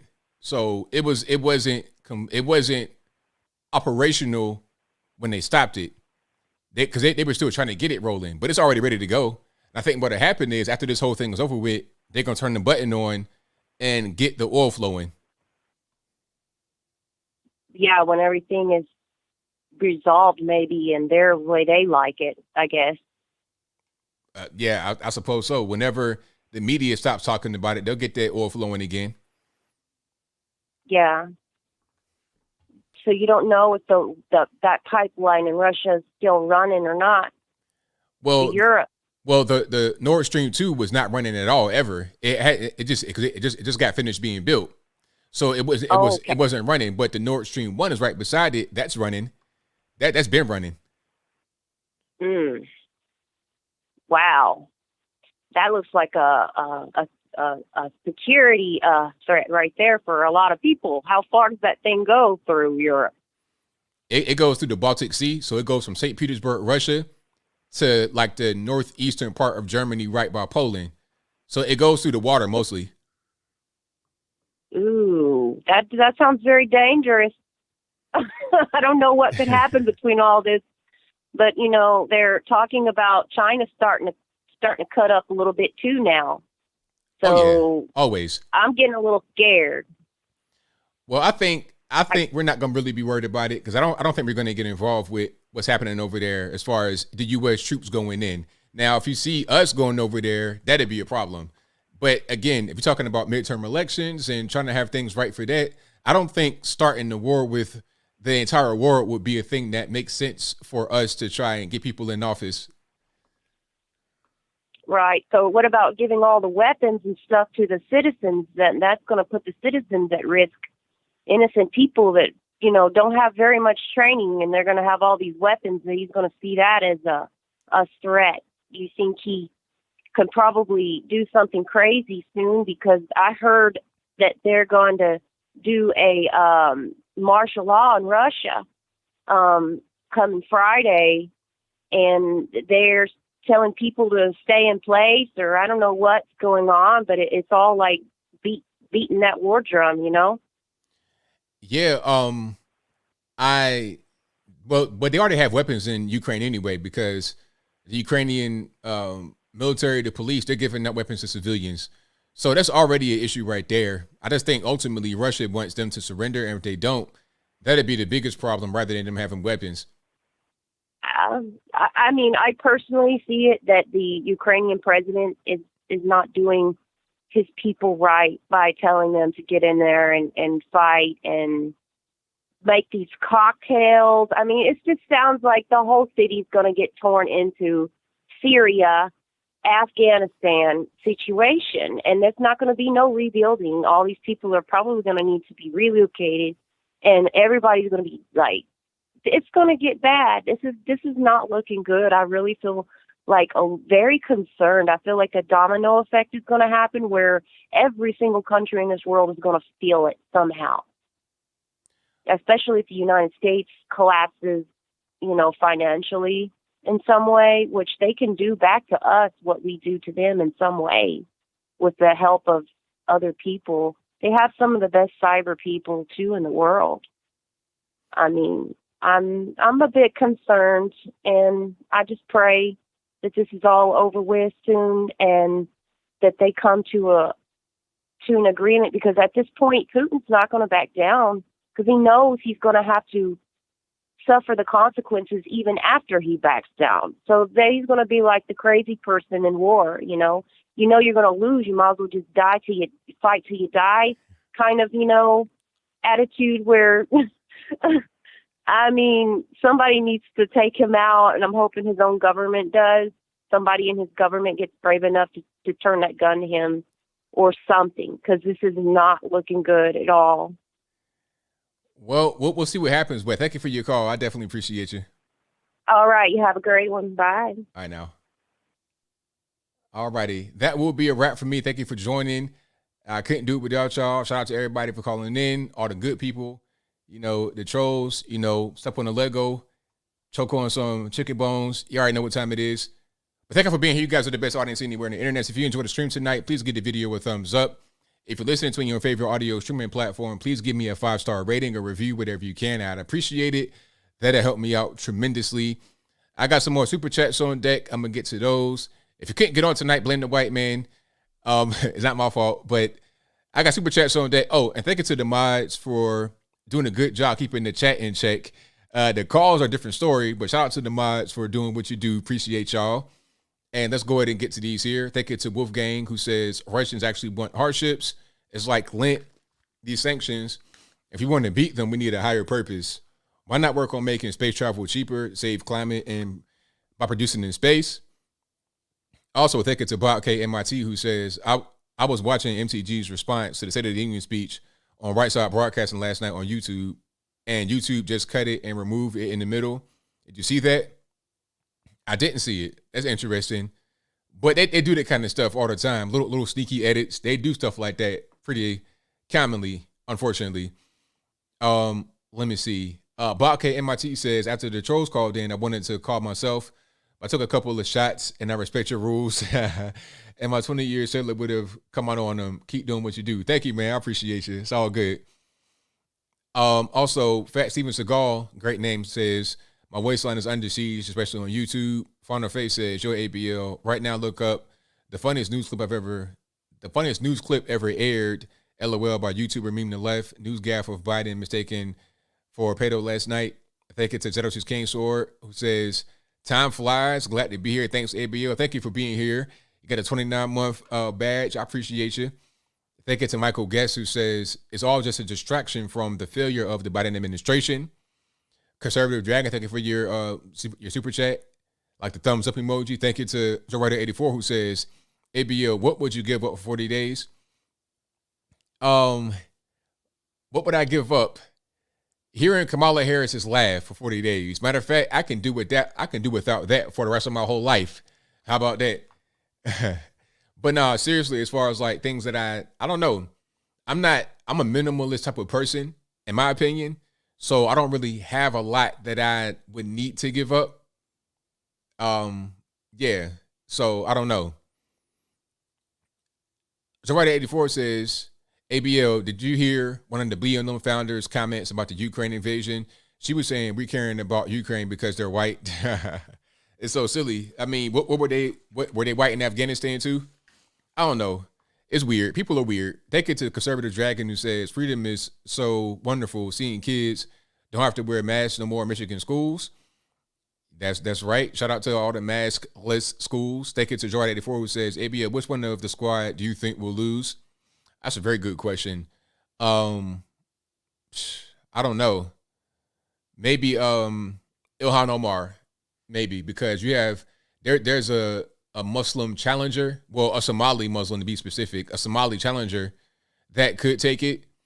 But all the other ones, they're living in highly democratic areas already, so I don't really see them losing.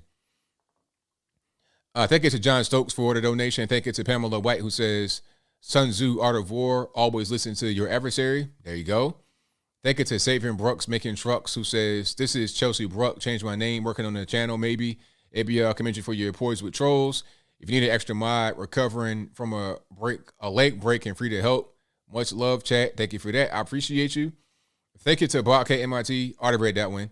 Oh, nah. Hold on. He says, I know you're above these trolls, but let's just say you're a better man than me. Sorry for these fools. Keep pushing on, young man. Hey, it's all good. You know, me in my environment, you got to do a lot more than that. A lot more than that. And the online trolls, I never see them in person in my life. Thank you to One Hope who says, no worries, ABL. That just means you are right over the target. Let the lane troll tactics continue. Thank you to Teeny Verse for the thank you emoji. Thank you to Toon She who says, to all the trolls using the N-word, hope you realize we people on the right don't rock with that racist stuff. Keep that on the left. Oh, yeah, all the time. 100%. That's what they do on the left. You know, one thing I'm going to tell you, when I was a leftist person, I would be, you know, kind of trolling the right. Not with any kind of racial stuff, but I'd be just attacking, just going back and forth, arguing about certain things way back in my younger days when I was young and dumb, right? And I would never get anything racist back. It'd be, you know, learn how to read, man, pick up a book, educate yourself. That's what I would get back. But then when I got on the right, oh man, I get N-words every day, emails, all that. Oh yeah, from a lot of, it'll be white liberals and black liberals all day long. But never when I was on the left did I get that from the right. It's funny how that works. But then the left will say the right are racist. But really, you know, it's really the other way around. It's the left that's racist. Thank you to Atomic Tabasco who says, love ABL. Thank you for that. Thank you to Bob K MIT who says, ABL, after the trolls called in, I already read that one. Thank you to One Hope who says, thanks ABL, had a great time. Purple Pros, pardon me, says, Russia is 28 times bigger than Ukraine. What's this? What is WDYT? Why do you think? I'm not sure what that means. But thank you for your donation. Thank you to S Ford for the donation. The peace in the heart. Thank you to Bob versus Windshield who says, food shortage. Oregon just passed a forced overtime pay for farm workers. So now all farms will go automated or sell out. Big losers, farm workers. That's correct. Thank you to Bob versus Windshield again who says, Venezuela has the largest oil reserves in the world. Russia now owns all that oil. Russia has huge reserves now.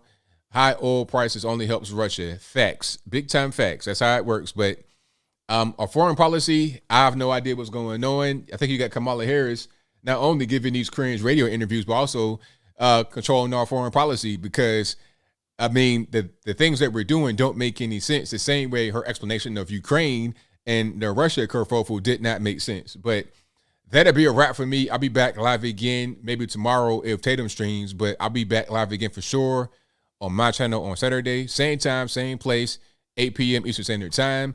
And I'll be back all throughout the week putting out pre-recorded videos. And of course, this is a podcast, live podcast, and it'll be available on audio on your favorite audio streaming platforms, Apple iTunes, Google Play, Spotify, Stitcher, etc. Link for that will be in the description box, or just search on your favorite audio streaming platform for ABL Live. I should pop right on up. And if you're over there right now listening to me, please give me a 5-star rating. It'll help me out tremendously. But until next time, y'all be safe. I'm out, and peace.